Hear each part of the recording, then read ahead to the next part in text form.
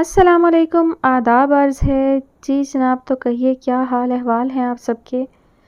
دعا ہے، امید ہے آپ سب خیریت سے ہوں گے، اور آپ سب کی پرزور فرمائش تھی کہ جناب ایپیسوڈ ڈیلی اپلوڈ کی جائے، بے شک ڈوریشن کم کر دیا جائے۔ تو زیادہ ووٹنگ اسی آپشن کے لیے تھی، تو میں نے سوچا چلیے آپ کی یہ فرمائش پوری کر دیتے ہیں۔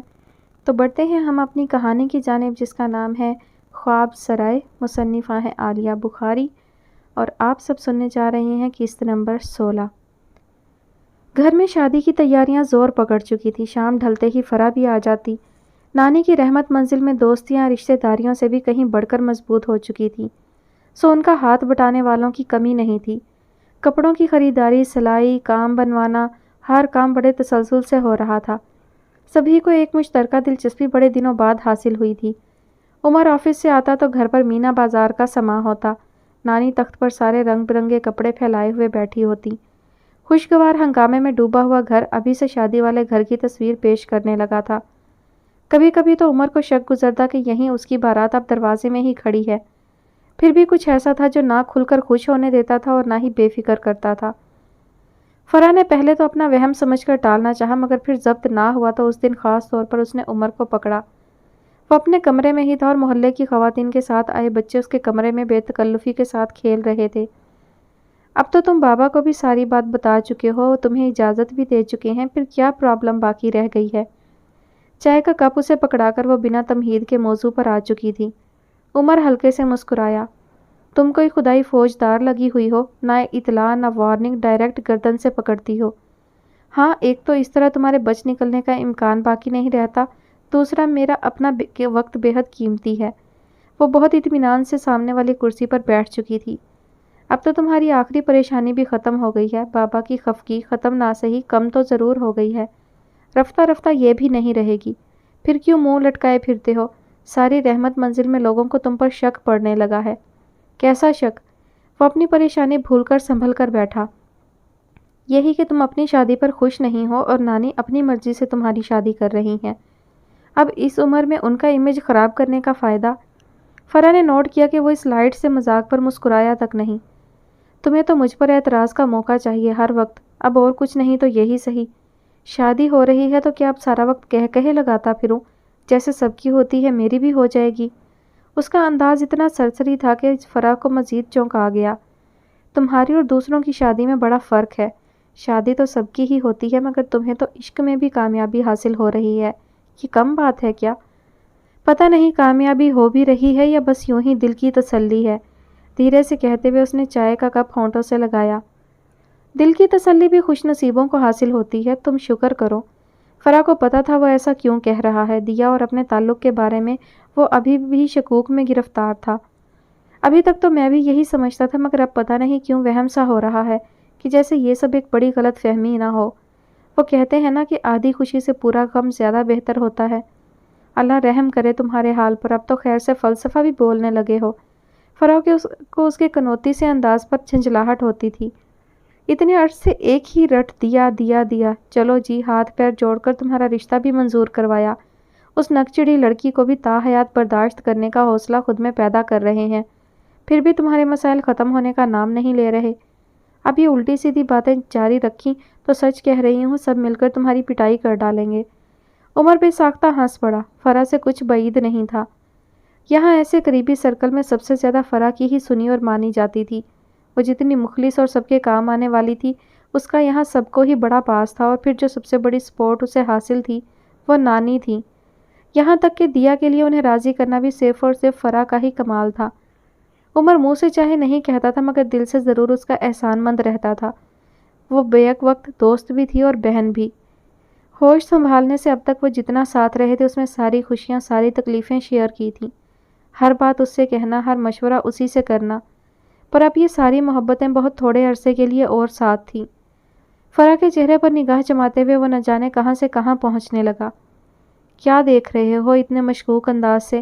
فرح نے اندر کہیں اس کی پریشانی کو محسوس کیا تھا، مگر عادتاً سنجیدگی اختیار نہیں کر پائی۔ ایسے دیکھ رہے ہو کہ لگ رہا ہے مجھے کوئی خطرناک بیماری ہو چکی ہے جو صرف تمہیں پتہ ہے۔ خدا نہ کرے، وہ بے ساختہ ہی بولا۔ ہر وقت بے وقوفی کی باتیں مت کیا کرو۔ چلو شکر ہے کہ تمہیں ابھی بھی ہمارا کچھ خیال تو ہے، دیا کے آنے کے بعد دیکھیں گے۔ فرح نے چائے کا کپ خالی کر کے میز پر رکھا۔ بعد میں عمر کو یہ 2 لفظ غیر محسوس سے انداز میں چبھے تھے۔ بھلا بعد میں وہ یہاں کہاں ہوگا؟ دیا کی امی اس سے وعدہ لے چکی ہیں یہاں سے فوری طور پر شفٹ کر جانے کا۔ کتنے ہی دن سے وہ اس بات کو لے کر عجیب الجھن میں گرفتار تھا۔ اس روز ان سے فون پر بات کرتے ہوئے اس نے ان سے وعدہ کرنے میں تو چند سیکنڈ ہی لگائے تھے، مگر اب جیسے جیسے سوچتا تھا تو یہ کر گزرنا اتنا آسان بھی نہیں لگ رہا تھا۔ اپنائیت سے بھرا یہ بے حد مانوس ماحول اور محبتوں میں گندھے رشتے قدموں میں بڑی بھاری زنجیر ڈالتے تھے۔ دیا کی خاطر وہ سب کچھ چھوڑنے کا مصمم ارادہ رکھتے ہوئے بھی کہیں اندر سے کمزور پڑ رہا تھا۔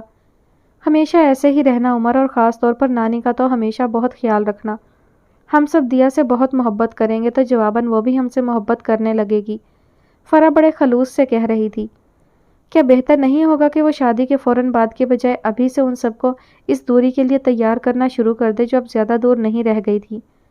آج کل اسے یہ خیال بار بار آ رہا تھا، شاید اس طرح وہ خود بھی تھوڑا مطمئن ہو جائے، اور یہاں صرف فرح تھی جسے اگر وہ کنوینس کر سکا تو باقی سب کو وہ خود سنبھال سکتی تھی۔ میرا خیال ہے کہ بعد میں میرا یہاں رہنا شاید مشکل ہو۔ بہت سنبھل کر عمر نے اس بارے میں پہلا اشارہ دینا چاہا۔ فرح اٹھ چکی تھی اور کمرے میں بچوں کی پھیلائی ہوئی بے ترتیبی کو درست کر رہی تھی۔ بنا اس کی طرف دیکھے بڑی لاپرواہی سے بولی، کیوں؟ دیا کے والد تمہیں کوئی ذاتی گھر ور دے رہے ہیں کیا؟ یا تم کوئی ڈیمانڈ ان سے کر رہے ہو؟ خواہ مخواہی فرح بددستور مصروف تھی۔ عمر نے چند لمحے اس کے فارغ ہونے کا انتظار کیا۔ میں خود ایسا کرنے کا سوچ رہا ہوں۔ اب ساری زندگی کیا ایک ہی جگہ گزارنی ضروری ہے؟ میں تو کہتا ہوں کہ تم بھی آنٹی سے مشورہ کر لو تو ہم لوگ ایک ساتھ ہی۔ دیا نے تم سے ایسی کوئی ڈیمانڈ کی ہے کیا؟ فرح نے یکدم ہی اس کی بات کاٹی، اور اتنی دیر میں پہلی بار وہ اتنی سنجیدگی سے کسی بات کو سن رہی تھی۔ نہیں، وہ بیچاری تو مجھ سے بات بھی نہیں کرتی، تمہیں پتہ ہے۔ وہ دیا کا دفاع کرنے کے لیے مجبور تھا۔ وہ بیچاری اپنی والدہ کے ذریعے تو اپنی خواہش پہنچا سکتی ہے نا؟ فرح کے لہجے میں بڑی چبھتی ہوئی سی کیفیت تھی۔ عمر کو اپنی غلطی کا اندازہ فوراً ہونے لگا۔ فرح کو اتنا جاننے کے بعد بھی اس نے کیسے سوچا تھا کہ وہ اصل بات تک نہیں پہنچ پائے گی؟ اصل میں دیا کو رحمت منزل میں رہنا منظور نہیں ہے، اسی لیے بس۔ منظور تو اسے تم بھی نہیں ہو عمر، وہ بہت تلخی سے کہہ کر باہر نکل گئی تھی۔ سجاد بہت خاموش رہنے لگے تھے۔ صبح آفس کے لیے نکلنا اور شام ڈھلے بلکہ اکثر تو واپسی رات میں ہی ہوتی تھی۔ کھانا بھی زیادہ تر اوپر کمرے میں ہی منگوا لیتے۔ وقار اور سہیل خود مصروف رہتے تھے سو انہوں نے تو ایسا کوئی دھیان نہیں دیا، مگر بابا کو یہ بھید بھری سی خاموشی بڑی کھل رہی تھی۔ اس روز انہوں نے جان بوجھ کر سجاد کو آفس کے کام کے بہانے اپنے بیڈ روم میں بلا رکھا تھا۔ کسی پروجیکٹ کے بارے میں بات کرتے ہوئے بھی بابا مستقل ہی بڑی گہری نگاہ سے بار بار سجاد کے چہرے کو دیکھتے گئے۔ وہاں بڑی گہری سنجیدگی تھی، اور یہی سنجیدگی ان کے لہجے میں بھی نمایاں تھی۔ وہ پریشان تھے یا اداس یا پھر دونوں ہی کیفیتوں میں گھرے ہوئے؟ بابا نے آج خود اندازے لگائے اور پھر ان کی تصدیق بھی چاہی۔ کیا بات ہے سجاد، پریشان ہو؟ نہیں بابا، پریشانی کیسی؟ وہ ہلکے سے مسکرائے، مگر وہ اس پھیکی سی مسکراہٹ سے نہیں بہلائے جا سکتے تھے۔ کوئی بات تو ضرور ہے، تم اگر مجھے نہیں بتانا چاہتے ہو تو دوسری بات ہے۔ میں آپ سے کوئی بات چھپاتا ہوں کبھی؟ سجاد اپنی جگہ سے اٹھ کر ان کے قریب آ گئے۔ اب چھپانے لگے ہو؟ میں بہت بوڑھا ہوتا جا رہا ہوں اور بیمار بھی رہتا ہوں، شاید اس لیے۔ بابا نے اپنا ہاتھ محبت سے ان کے کندھے پر پھیلایا۔ آپ نے کیسے یہ فرض کر لیا کہ آپ بوڑھے ہو رہے ہیں؟ ہم تینوں بھائیوں سے زیادہ ایکٹیو اور سمارٹ ہیں ابھی بھی، جب ہی تم لوگوں نے میرا آفس آنا بند کروا دیا ہے۔ وہ ہلکے سے ہنسے۔ ہم آپ کو آرام دینا چاہتے ہیں، اور آپ خود ہی تو کہتے تھے کہ میں آفس کیوں نہیں سنبھالتا، اب سنبھالا ہے تو۔ سجاد نے دانستہ بات ادھوری چھوڑ دی۔ اچھا خیر، پہلے میری بات کا جواب دو، کیا پریشانی ہے آخر؟ آفس کا تو میرے خیال میں کوئی مسئلہ نہیں، کوئی ذاتی نوعیت کی بات ہے۔ انہوں نے سوالیہ نگاہوں سے سجاد کی طرف دیکھا۔ میری ذاتی نوعیت کی کیا بات ہونی ہے بابا؟ وہ ابھی بھی مسکرائے تھے، پر بابا کو اس چھوٹی سی بات نے بڑی تکلیف پہنچائی۔ سجاد کی قابلیت، گھر اور خاندان کے ساتھ ان کا گہرا خلوص اگر دل کو فخر کے احساس سے بھرتا تو دوسری طرف ان کی طویل تنہائی کا احساس دل کو ایک گہرے دکھ کے احساس میں بھی جکڑتا تھا۔ بابا ان کی طرف سے اچھے خاصے احساس جرم کا شکار تھے۔ مگر میں تو یہی چاہتا ہوں کہ تمہارے بھی ذاتی مسائل سنو، مجھے اس خوشی سے کیوں محروم رکھ رہے ہو تم؟ بہت دن بعد وہ اس موضوع پر آ رہے تھے۔ کئی اچھی لڑکیاں میری نظر میں ہیں، پڑھی لکھی باشعور، برادری میں وہ اب پہلے جیسا حال نہیں رہا ہے۔ لڑکیاں اعلیٰ سے اعلیٰ تعلیم حاصل کر رہی ہیں، تمہاری ہم مزاج لڑکی ملنا مشکل ہے۔ سجاد نے اس طرح سے پہلو بدلا۔ فرحت جب آتی ہے مجھ پر خفا ہوتی ہے کہ میں تم پر شادی کے لیے زور کیوں نہیں ڈال رہا، اس طرح تو تم اس کام کو ٹالتے ہی رہو گے۔ بابا کا اصرار بڑھنے لگا۔ انہیں سجاد پر چھائی بے نام سی خاموشی کی وجہ اس کی تنہائی اور تنہائی کا شافی علاج اس کی شادی میں نظر آ رہا تھا۔ فرحت آپا کا بس چلتا تو میری شادی کب کی کرا چکی ہوتی، مگر آپ بھی ان کی باتوں میں آ گئی، یہ حیرت کی بات ہے۔ صاف لگ رہا تھا کہ وہ بات کو ایک بار پھر مذاق میں اڑانا چاہ رہے ہیں۔ چلو تو تم میری خاطر ہی یہ فیصلہ کر ڈالو، بہت عرصہ ہو گیا ہم لوگوں نے کوئی خوشی نہیں دیکھی، کچھ تو یہاں پھیلی اداسی میں کمی ہوگی۔ ان کے لہجے میں ایسی حسرت تھی جو دل توڑتی ہوئی محسوس ہوتی تھی۔ فیضی کے جانے کے بعد تو ایسا لگتا ہے جیسے کچھ بھی باقی نہیں رہا، بس ایک دوسرے کو دیکھ کر ہم اپنے مضبوط ہونے کا ڈرامہ کیے جا رہے ہیں۔ بہت دن بعد سجاد نے ان کے منہ سے فیضی کا ذکر سنا۔ ان کے چہرے پر شکستگی تھی اور بیماری سے اٹھنے کے بعد وہ اب تک پوری طرح صحت نہیں پکڑ پا رہے تھے۔ سجاد نے ایک لمحے کے لیے باروب، صحت مند اور بے حد اٹل ارادوں والے بابا کا تصور کیا تھا۔ ہوش سنبھالنے سے لے کر اب تک انہوں نے بابا کو ایسا ہی دیکھا تھا، اور اب جو وہ اتنے بدلے بدلے سے لگتے تھے تو بنا بتائے ہر شخص جانتا تھا کہ اس کی وجہ صرف اور صرف فیضی کا گھر چھوڑ کر چلا جانا ہے۔ اپنی ساری اولاد میں انہوں نے سب سے زیادہ محبت انہی دونوں سے کی تھی، سجاد اور فیضی۔ کتنی آسانی سے اس نے ہم سب کو چھوڑ دیا، کسی کی بھی تو پرواہ نہیں کی، وہ بھی صرف ایک لڑکی کی خاطر۔ وہ جیسے سرگوشی کے سے انداز میں بول رہے تھے۔ بابا ایسی مایوسی کی باتیں کب کرتے تھے؟ تم شادی کر لو سجاد، میری خاطر، میں تمہیں ایک خوش و خرم زندگی بسر کرتا دیکھنا چاہتا ہوں۔ تنہائی کے اس خول سے نکل آؤ بیٹا۔ سجاد کو لگا جیسے وہ کسی حتمی فیصلے پر پہنچنے کا فیصلہ کیے ہوئے ہیں، اور ان کے لیے بابا کو کوئی نہ کوئی جواب دینا اب لازمی ہوتا جا رہا ہے۔ تو پھر ایک اور ناکام زندگی کا آغاز۔ وقار بھائی، بلقیس بھابھی، فرحت آپا، وحید۔ سجاد نے جیسے گھبرا کر نفی میں سر ہلایا۔ ہمارے گھرانے کو شادیاں راس نہیں آتی بابا، اور میں تو بہت اچھی بھلی زندگی گزار رہا ہوں، اب ضروری ہے کہ خواہ کی پریشانیاں مول لی جائیں۔ اپنے اندر کی بے چینی کو چھپاتے ہوئے وہ بابا کی تسلی کی خاطر دانستہ مسکرائے۔ اب کہ ایسا نہیں ہوگا، تم ہاں تو کرو، انشاءاللہ میں اور فرحت تمہارے لیے بہترین لڑکی کا انتخاب کریں گے، دیکھنا کیسی خوشگوار زندگی گزارو گے۔ بابا اب پرجوش تھے۔ سجاد کی ذرا سی مسکراہٹ نے ان کے وسوسے ختم نہ سہی کم تو ضرور کر دیے تھے۔ مجھے پورا یقین ہے کہ تمہاری شادی ہمارے گھرانے کے لیے بڑی نیک فال ثابت ہوگی، یہ ایک خوشی بہت ساری دوسری خوشیوں کی نوید ہوگی، اللہ نے چاہا تو۔ ان کے چہرے پر ہلکی سی جگمگاہٹ جاگ رہی تھی۔ سجاد کا دل نہ چاہا کہ وہ ایک بار پھر صاف منع کر کے ان کی خوشی کو مدھم کر دیں۔ ابھی تو آپ سو جائیں، رات بہت ہو گئی ہے، یہ فائلیں میں اپنے ساتھ لے جا رہا ہوں، ورنہ آپ پھر سے انہیں کھول کر بیٹھ جائیں گے۔ وہ فائلیں سمیٹ کر اٹھ کھڑے ہوئے۔ اب پرانی عادتیں اس عمر میں کیسے چھوٹ سکتی ہیں؟ بابا ان کی احتیاط پر مسکرا دیے۔ آج سجاد نے کم از کم شادی کے لیے ان کی بات کو یکسر مسترد نہیں کیا تھا۔ انہیں یقین ہونے لگا تھا کہ اب وہ جلد ہی راضی ہو جائیں گے۔ ان کا دل تو چاہ رہا تھا کہ اس موضوع پر ابھی بہت ساری باتیں چلتی رہیں، مگر آج کے لیے شاید اتنا ہی کافی تھا۔ سجاد باہر آئے تو سارے گھر پر خاموشی چھا چکی تھی۔ وہ کسی سوچ میں ڈوبے اوپر جاتی سیڑھیوں کی طرف بڑھ گئے۔ اوپر کے سارے کمرے ایک ان کے بیڈ روم کو چھوڑ کر اب خالی ہی رہتے تھے۔ جب سے فیضی گیا تھا یہاں عجب سی ویرانی محسوس ہونے لگی تھی۔ وہ تھا تو جیسے زندگی دوڑتی تھی، تیز آواز میں چلتا میوزک اور ٹی وی، اس کی چلا کر بولنے کی عادت، بار بار اٹھتے تیز قدموں کی چاپ، اس کے دوستوں کا آنا جانا، مستقل بجتا موبائل، ایک ہنگامہ تھا۔ وہ جب بھی اوپر آتے نگاہ سب سے پہلے فیضی کے کمرے کی طرف اٹھتی تھی، اور دل ہمیشہ اس کی خیریت کے لیے بے چین ہوتا تھا۔ بابا نے اگر اتنی بڑی بات نہ کہی ہوتی تو ناممکن تھا کہ وہ اس کی سرپرستی سے ہاتھ اٹھاتے، اور پھر اب تو وہ خود ہی کوئی رابطہ کرنے پر راضی نہیں تھا۔ بہانے سے وہ کتنی ہی بار عمر سے اس کے بارے میں پوچھتے تھے، مگر وہ ہمیشہ لا علمی کا اظہار کرتا۔ چند لمحے کھڑے ہو کر اس کے کمرے کے بند دروازے کو دیکھے گئے۔ کیسے چلا گیا فیضی سب رشتے توڑ کر، محض ایک لڑکی کی خاطر؟ بابا کی آواز کی گونج ابھی تازہ تھی۔ جس وقت فیضی یہاں سے گیا تھا انہیں بھی اس کی بے وقوفی پر حیرت ہوئی تھی اور غصہ بھی بہت آیا تھا، مگر اب نہیں، صحیح یا غلط پر اب انہیں سمجھ میں آ رہا تھا کہ فیضی کیسے اتنی آسانی سے یہ بہت بڑا فیصلہ کر گزرا تھا۔ آفتاب کے لائے ہوئے پھل اور مٹھائی رکھ لینے پر جمیل ماموں نے جتنا بھی غصہ کیا مومانی نے خلاف عادت بڑے تحمل سے برداشت کیا تھا۔ وہ بیچارے عزت دار لوگ ہیں، چیزیں واپس کرنا ان کی بھی بے عزتی تھی۔ رشتہ نہیں دینا مت دو، کوئی زبردستی تھوڑی ہے۔ انہوں نے خود اپنی وفاداری ثابت کرنے کے لیے ماموں کے سامنے یہ جواز رکھا تھا، تم نہیں بدلو گی، اپنے مطلب کے لیے گدھے کو باپ بنانا تمہیں خوب آتا ہے۔ جمیل ماموں کا لہجہ ایک لمبی ناراضگی کے بعد اب ہتھیار ڈالنے والوں جیسا ہو چکا تھا، یا شاید الجھن یہ اطمینان تھا کہ اس رشتے سے صاف جواب دے چکے ہیں۔ انہوں نے اماں کو خاص طور پر تاکید کی تھی کہ ثانیہ سے اس سارے واقعے کا تفصیلی ذکر نہ کریں، اور اگر ہو سکے تو بالکل ہی نہ کریں، مگر اس چھوٹے سے گھر میں رنگ برنگی پنیوں سے سجے یہ ٹوکرے کہیں بھی نہیں چھپائے جا سکتے تھے۔ اماں کو بھی ثانیہ کے سوال کا جواب دینا پڑا تھا اور ماموں کے صاف انکار کا بھی۔ بینا باجی کے شوہر اور ان کی والدہ کی آمد کا سن کر وہ بڑی دیر ہراساں بیٹھی رہی۔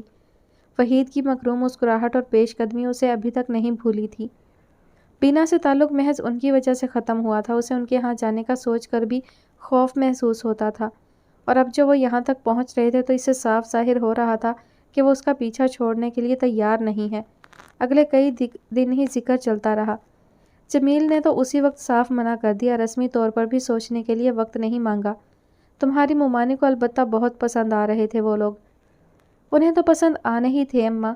ایک گہری سانس لیتے ہوئے اس نے دیوار سے ٹیک لگائی۔ وہ اماں کے پاس برآمدے میں تخت پر بیٹھی تھی اور کرید کرید کر اماں سے ان لوگوں کی اس دن والی آمد کے بارے میں ایک بار پھر سوال پر سوال کر رہی تھی۔ اندر ہی اندر ایک الجھن تھی جو بڑھتی جا رہی تھی۔ انہیں ہر وہ چیز پسند آ جائے گی جس سے انہیں میری بربادی کا یقین آ رہا ہوگا۔ اماں نے ایک ہاتھ بے ساختہ ہی پیشانی پر رکھا۔ کر لو بات۔ اس بیچاری نے کون سا حامی بھر لی، وہ تو اس لیے خوش ہو رہی تھی کہ اتنے بڑے گھر سے تمہارے لیے رشتہ آیا ہے، ورنہ اس کا کیا فائدہ۔ ثانیہ نے ان کی بات کا کوئی جواب نہ دیا۔ اماں کی سادہ لوہی پر اب اسے حیرت بھی نہیں ہوتی تھی۔ وہ جیسی تھی انہیں ویسا ہی رہنا تھا۔ ان کی زندگی اور زندگی سے جڑے رشتے اتنے محدود تھے کہ انہیں لوگوں کو پرکھنے اور ان کے متعلق قطعی رائے رکھنا بھی نہیں آ سکا تھا۔ دوسرے کی گری سے گری بات پر دکھی ہوتی بھی تو ان کی برائی کو جلد ہی بھلا دیتی۔ مومن کے دل میں ایمان اور کینہ ایک ساتھ نہیں رہ سکتا، انہوں نے بہت پہلے کہیں پڑھا تھا اور پھر زندگی بھر کے لیے ذہن نشین کر لیا تھا۔ تم کیوں پریشان ہوتی ہو؟ ماموں نے منع تو کر دیا صاف، اور اب تو اس بات کو بھی کتنے دن ہو گئے، وہ لوگ دوبارہ نہیں آئے اور نہ ہی فون کیا۔ پیسے والے لوگ ہیں، دوسرا رشتہ مل گیا ہوگا، وہ اپنے مخصوص سادہ لہجے میں کہہ رہی تھی۔ تبھی مومانی اپنے کمرے سے نکل کر ان لوگوں کی طرف آئیں۔ یہاں کیوں بیٹھی ہو ثانیہ؟ جاؤ اندر جا کر ڈرامہ دیکھ لو، بہت اچھا آ رہا ہے۔ ان کی اتنی سی بات بھی حیرت زدہ کرنے کے لیے بہت کافی تھی، پر آج کل وہ اسی طرح حیرت میں ڈال رہی تھی۔ ثانیہ کی سمجھ میں تو فوری طور پر کچھ آیا اور کچھ نہیں بھی۔ مومانی کو اپنی بات دہرانی پڑی۔ آفس سے آ کر یہاں بیٹھی رہتی ہو، دل بھی گھبرا جاتا ہوگا۔ تھوڑی بہت تفریح تو ضروری ہوتی ہے انسان کے لیے، ورنہ تو یوں ہی مشین بن کر رہ جاتا ہے، وہ بڑے خلوص سے کہہ رہی تھی، مگر یہ خیال انہیں آیا بھی تو کب؟ ثانیہ کے لبوں پر ہلکی سی مسکراہٹ ابھرنے لگی۔ 2.5-3 سال ہونے کو آئے تھے یہاں ان کے گھر زبردستی کا مہمان بن کر رہتے ہوئے بھی، اور اپنی اوقات پہچانتے ہوئے بھی۔ نہیں مومانی، میں روٹی بنا کر پڑھنے بیٹھوں گی، امتحانوں میں 10-15 دن ہی باقی رہ گئے ہیں۔ ان کا اصرار بڑھنے لگا تو اس نے انہیں نرمی سے منع کر دیا اور اٹھ کھڑی ہوئی۔ کیا فائدہ بیکار میں خود کو تھکانے کا، جو کر رہی ہو وہ بھی بہت ہے، آگے انشاءاللہ راج کرو گی تو پھر یہ ڈگریاں تو بیکار ہی رہیں گی۔ ثانیہ نے چونک کر ان کی طرف دیکھا۔ یہ لہجہ، یہ الفاظ ان کے نہیں تھے تو پھر کس کے؟ ایک بڑا سا سوالیہ نشان اس کے دل کو خوف سے بھرنے لگا تھا۔ وہ چپ چاپ کچن میں چلی آئی۔ رات کے لیے روٹی پکانے کا وقت ہو رہا تھا، مگر روٹی بناتے ہوئے بھی اس کا سارا دھیان برآمدے سے آتی مومانی کی باتوں پر ہی لگا رہا۔ آج کل وہ اتنی بدلی سی لگ رہی تھی کہ پہچانی نہیں جاتی تھی۔ اماں کا اور اس کا بائیکاٹ ختم کر کے وہ انہیں شرف گفتگو بخش رہی تھی اور اپنے اس خلوص کا اظہار بھی کرتی تھی۔ اماں کا خیال تھا کہ ان میں یہ تبدیلی جمیل ماموں کی بیماری کی وجہ سے آئی ہے اور انہیں رشتوں کی قدر بالآخر ہونے ہی لگی ہے۔ وہ ان کی دل آزاری کے خیال سے اس خوش فہمی کی تردید تو نہ کرتی، مگر متفق بھی نہ ہوتی۔ وقت پر موقع سے فائدہ اٹھا لینا ہی عقل مندی ہے، اور ہمارے پاس کون سے خزانے دبے ہوئے ہیں جو ہم یوں مستقبل کی طرف سے بے فکر ہو کر بیٹھ جائیں۔ کل کا سوچنا بھی تو ضروری ہے۔ وہ جس سیاق و سباق کے حوالے سے گفتگو فرما رہی تھیں وہ کوئی ڈھکی چھپی بات نہیں تھی۔ میں تو سچ کہتی ہوں، اگر یہی رشتہ میری لبنہ کے لیے آیا ہوتا تو میں سوچنے میں 1 منٹ نہیں لگاتی، فوراً حامی بھر لیتی، بعد میں چاہے آپ کے بھائی کتنے بھی خفا ہو لیتے۔ جواباً اماں بھی کچھ کہہ رہی تھی مگر وہ اتنی اہمیت نہیں رکھتا تھا۔ صاف لگتا تھا کہ ممانی نے ابھی ہار نہیں مانی ہے، اور اگر وہ اسی طرح کی باتیں کر کے کہیں جمیل ماموں کو بھی رضامند کرنے میں کامیاب ہو گئیں تو کچھ بعید نہ تھا۔ وہ سارے منفی پہلو عادتاً سامنے رکھ رہی تھی۔ جمیل ماموں کی صحت دن بدن گر رہی تھی اور جتنے مایوس آج کل وہ دکھائی دیتے تھے اس میں ان پر اثر انداز ہونا شاید اتنا مشکل بھی نہیں رہا تھا۔ امی امی اندر سے لبنہ آوازیں دے رہی تھی۔ ممانی خود زیادہ اہم کام میں مصروف تھیں سو دھیان نہ دے سکی۔ آپ کو اتنی آوازیں دے رہی ہوں، سن تو لیں۔ وہ خود کمرے کے دروازے میں آ کھڑی ہوئی۔ اس کا لہجہ بگڑا ہوا تھا۔ کیا سن لوں؟ یہاں آ کر بھی تو بتا سکتی ہو۔ وہ لبنہ کو اس طرح نو لفٹ کم ہی کراتی تھیں۔ مجھے اکیلے میں بات کرنی ہے آپ سے، یہاں بیٹھ کر ہر ایرے گہرے کے سامنے نہیں، وہ بدتمیزی سے کہہ رہی تھی۔ آج کل وہ ہمیشہ سے زیادہ بد لحاظ اور چڑچڑی ہو رہی تھی۔ اس کے سابقہ دیگر منصوبوں کی طرح بیوٹیشن بننے کا خواب بھی ادھورا رہ گیا تھا۔ چھوٹے سے غیر معیاری پارلر پر کام سیکھتے ہوئے اس نے جتنے تجربے خود اپنے آپ پر کیے تھے ان کی گواہی اس کے اپنے ہاتھوں خراب ہوئی سکن اور بال دیتے تھے۔ خود ممانی نے تنقید کر کر کے اسے اچھا خاصا بد دل کر دیا تھا، سو وہ اس سارے ایڈونچر پر 2 حرف بھیج کر ایک بار پھر گھر میں بیٹھ کر سب کا جینا حرام کیے ہوئے تھی۔ آپ کو آخر کیوں اتنا درد اٹھ رہا ہے اس ثانیہ کا؟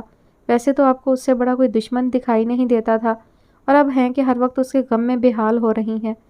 لبنہ کی خود پسند طبیعت کسی طور گوارا نہیں کر رہی تھی کہ گھر میں ثانیہ کو اتنی رعایت اور اہمیت حاصل ہونے لگی۔ اسے تو یہ سوچ کر بھی حسد ہوتا تھا کہ ثانیہ کے لیے اتنے بڑے گھر سے رشتہ خود آیا ہے یہاں تک۔ بچوں سے کیا ہوتا ہے، وہ کون سا ثانیہ کے سر پر ہوں گے؟ یہ نوابزادی تو اکیلے گھر میں ٹھاٹھ سے رہیں گی، بڑی سی گاڑی میں گھومیں گی، اور یہ سب کروانے والی آپ خود ہیں۔ اس وقت بھی جب ممانی سے درخواست کر رہی تھی کہ وہ ذرا تو چپ رہے، وہ مستقل ہی بڑبڑ کیے جا رہی تھی۔ اچھی ماں ہے، اپنی اولاد سے زیادہ دوسرے کی فکر ضرور کچھ پڑھ کر کھلا دیا ہے ان لوگوں نے جو ان کا غم کھا رہا ہے۔ مستقل ناکامیاں، فراغت اور دل میں پلتا ہوا کینہ۔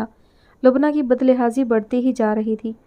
ممانی کی محتاط طبیعت اس جیسی بے وقوف کو ابھی رازدار حال بنانے کی اجازت نہیں دیتی تھی۔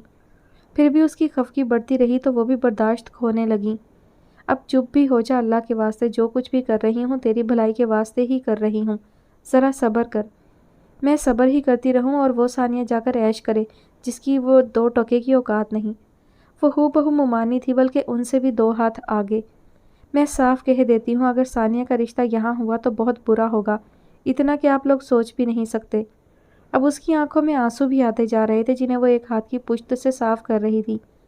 ممانی نے ایک گہری نگاہ اس کے تپتے ہوئے چہرے اور سرخ ہو رہی آنکھوں پر ڈالی۔ اور اگر ثانیہ کی شادی اس وقت یہاں نہیں ہوئی تو اتنا ضرور سمجھ لے کہ تو ساری زندگی یہیں اسی گھر میں بیٹھی رہ جائے گی، یا پھر بہت ہوا تو کسی ایسے ہی دوسرے گھر میں جہاں روز کا خرچہ اور روز کی آمدنی سر پر سوار رہے گی۔ ساری عمر یہ ناز نخرے سارے مٹی میں ملیں گے۔ ان کی آواز میں بڑا عجیب سا تاثر ابھر رہا تھا۔ کیا بھید تھا آخر؟ لبنہ نے تجسس بھری نگاہوں سے ان کی طرف دیکھا۔ ثانیہ کو جانے دے اس گھر میں، پھر میں نے تجھے اس سے کہیں شاندار گھر میں نہ پہنچایا تو میرا نام بدل دینا۔ ان کے لبوں پر کینہ توز مسکراہٹ تھی اور آنکھوں میں بڑی چبھن بھری چمک۔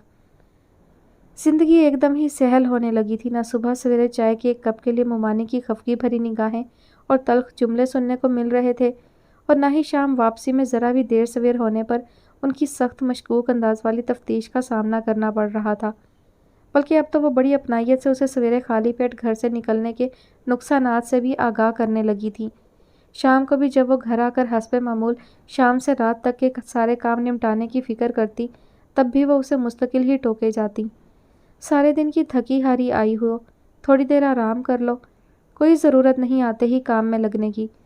لبنہ سامنے پڑ جاتی تو اسے بھی ضرور ہی ٹوک دیتی۔ کچھ تو تم بھی کر لیا کرو، دیکھتی نہیں ہو بہن تھکی ہوئی آئی ہے، کچھ نہیں تو اس کے لیے چائے ہی بنا دو۔ ثانیہ کی سمجھ میں کچھ آتا اور کچھ نہیں، بے وقوفوں کی طرح کبھی ممانی اور کبھی لبنہ کی شکل دیکھے جاتی۔ اماں کو بڑا اطمینان حاصل ہو رہا تھا۔ اگر انہیں جمیل ماموں کی طبیعت کی طرف سے اتنی تشویش نہیں ہوتی تو یقیناً اس کایا پلٹ کی اچھی خاصی خوشی بھی منا لیتی۔ پھر بھی گاہے بگاہے ثانیہ کے سامنے ممانی کی تعریفوں کے پل باندھتی رہتی۔ زبان کی خراب سہی مگر دل کی بری نہیں ہے۔ اب دیکھ لو کتنا احساس کرنے لگی ہے ہم لوگوں کا۔ اس وقت بھی وہ ثانیہ کو جتائے بغیر نہیں رہ سکی۔ ممانی ابھی ابھی اماں کو گرم دودھ کا گلاس تھما کر گئی تھی۔ ثانیہ نے کوئی جواب نہیں دیا۔ وہ ساکت نگاہوں سے اس دودھ بھرے گلاس کو دیکھ رہی تھی جو اب اماں کے ہاتھ میں تھا۔ عجیب بات تھی کہ ان کا کرم ان کے ستم سے زیادہ تکلیف دہ ثابت ہو رہا تھا۔ ان کی نفرت، غصہ جیسا بھی تھا، جانا بوجھا تھا، مگر یہ جو کچھ بھی تھا بڑا ہی اجنبی اور ڈرانے والا لگ رہا تھا۔ اس کا دل نہ چاہتے ہوئے بھی وہموں میں گھرتا رہتا۔ اب یہ دودھ کا گلاس ہی جو اماں کو اب تک پی جانا چاہیے تھا، پتہ نہیں کس کس خیال کا سرا جوڑ رہا تھا۔ کوئی تعویذ وغیرہ گھول کر، یا پھر خدا نہ کرے کوئی سلو پوائزننگ جیسی شے۔ وہ خود ہی بری طرح دہل گئی۔ اماں، اس نے اتنا بے ساختہ کہا کہ اماں کا لبوں تک جاتا ہوا ہاتھ وہیں کا وہیں تھم گیا۔ یہ دودھ مت پئیں آپ۔ توبہ ہے، انہیں اس کی ہدایت سے زیادہ اس کے انداز پر غصہ آنے لگا۔ دل ہلا کر رکھ دیا۔ یہ کوئی طریقہ ہے بات کرنے کا؟ اتنی بڑی ہو گئی ہو اور تمیز اب بھی نام کو نہیں۔ بہت دنوں بعد انہوں نے اس کو ویسے ہی ڈانٹا جیسے نواب شاہ والے گھر میں ڈانٹا کرتی تھی، مگر اس کی توجہ ان کی خفگی پر نہیں تھی۔ آپ یہ دیں مجھے، میں کچن میں رکھ آتی ہوں۔ اس نے ان سے گلاس لینے کے لیے ہاتھ بڑھایا تو وہ اور بھی جھنجھلانے لگیں۔ کیوں نہ پیوں؟ ویسے تو تمہیں ہر وقت میرے کھانے پینے کی فکر رہتی ہے، بھوک ہو نہ ہو ہر وقت زبردستی کرتی ہو کھانے کی، تو اب اس دودھ میں کیا مل گیا ہے؟ انہوں نے تو سرسری سے انداز میں ہی کہا تھا، مگر وہ تھوڑا سا کنفیوز ہو گئی۔ ایسا لگا جیسے اماں نے اس کی سوچ پڑھ لی ہو، اور اگر واقعی ایسا تھا تو یقیناً اس کی خیر نہیں تھی۔ ایسے ہی کہہ رہی تھی اماں، میرا مطلب تھا کہ رات کو سوتے میں پی لیتی۔ وہ گڑبڑا کر اپنی ہی بات کی نفی کر گئی۔ اماں کے غصے سے آج بھی اسے ڈر لگتا تھا۔ اب تو وہ اسے کچھ بھی نہیں کہتی تھی، پھر بھی نواب شاہ والے گھر کی یادیں ابھی مدھم نہیں ہوئی تھیں۔ اماں نے اس پر کوئی جواب دینا ضروری نہیں سمجھا۔ جتنی دیر میں انہوں نے گلاس خالی کیا، وہ سہمی سہمی سی نگاہوں سے انہیں دیکھے گئی۔ سچ کہوں تو میرا آج کل کچھ بھی کھانے پینے کو دل نہیں چاہتا۔ جمیل کو دیکھتی ہوں تو بتا نہیں سکتی کہ کیا حالت ہوتی ہے، مگر اب جو تمہاری ممانی میں تبدیلی آئی ہے اس کی بڑی قدر ہے میرے دل میں۔ تم بھی اس کی محبت پر شک مت کیا کرو۔ میں دیکھ رہی ہوں تم اس کی کسی بھی بات پر خوش نہیں ہوتی۔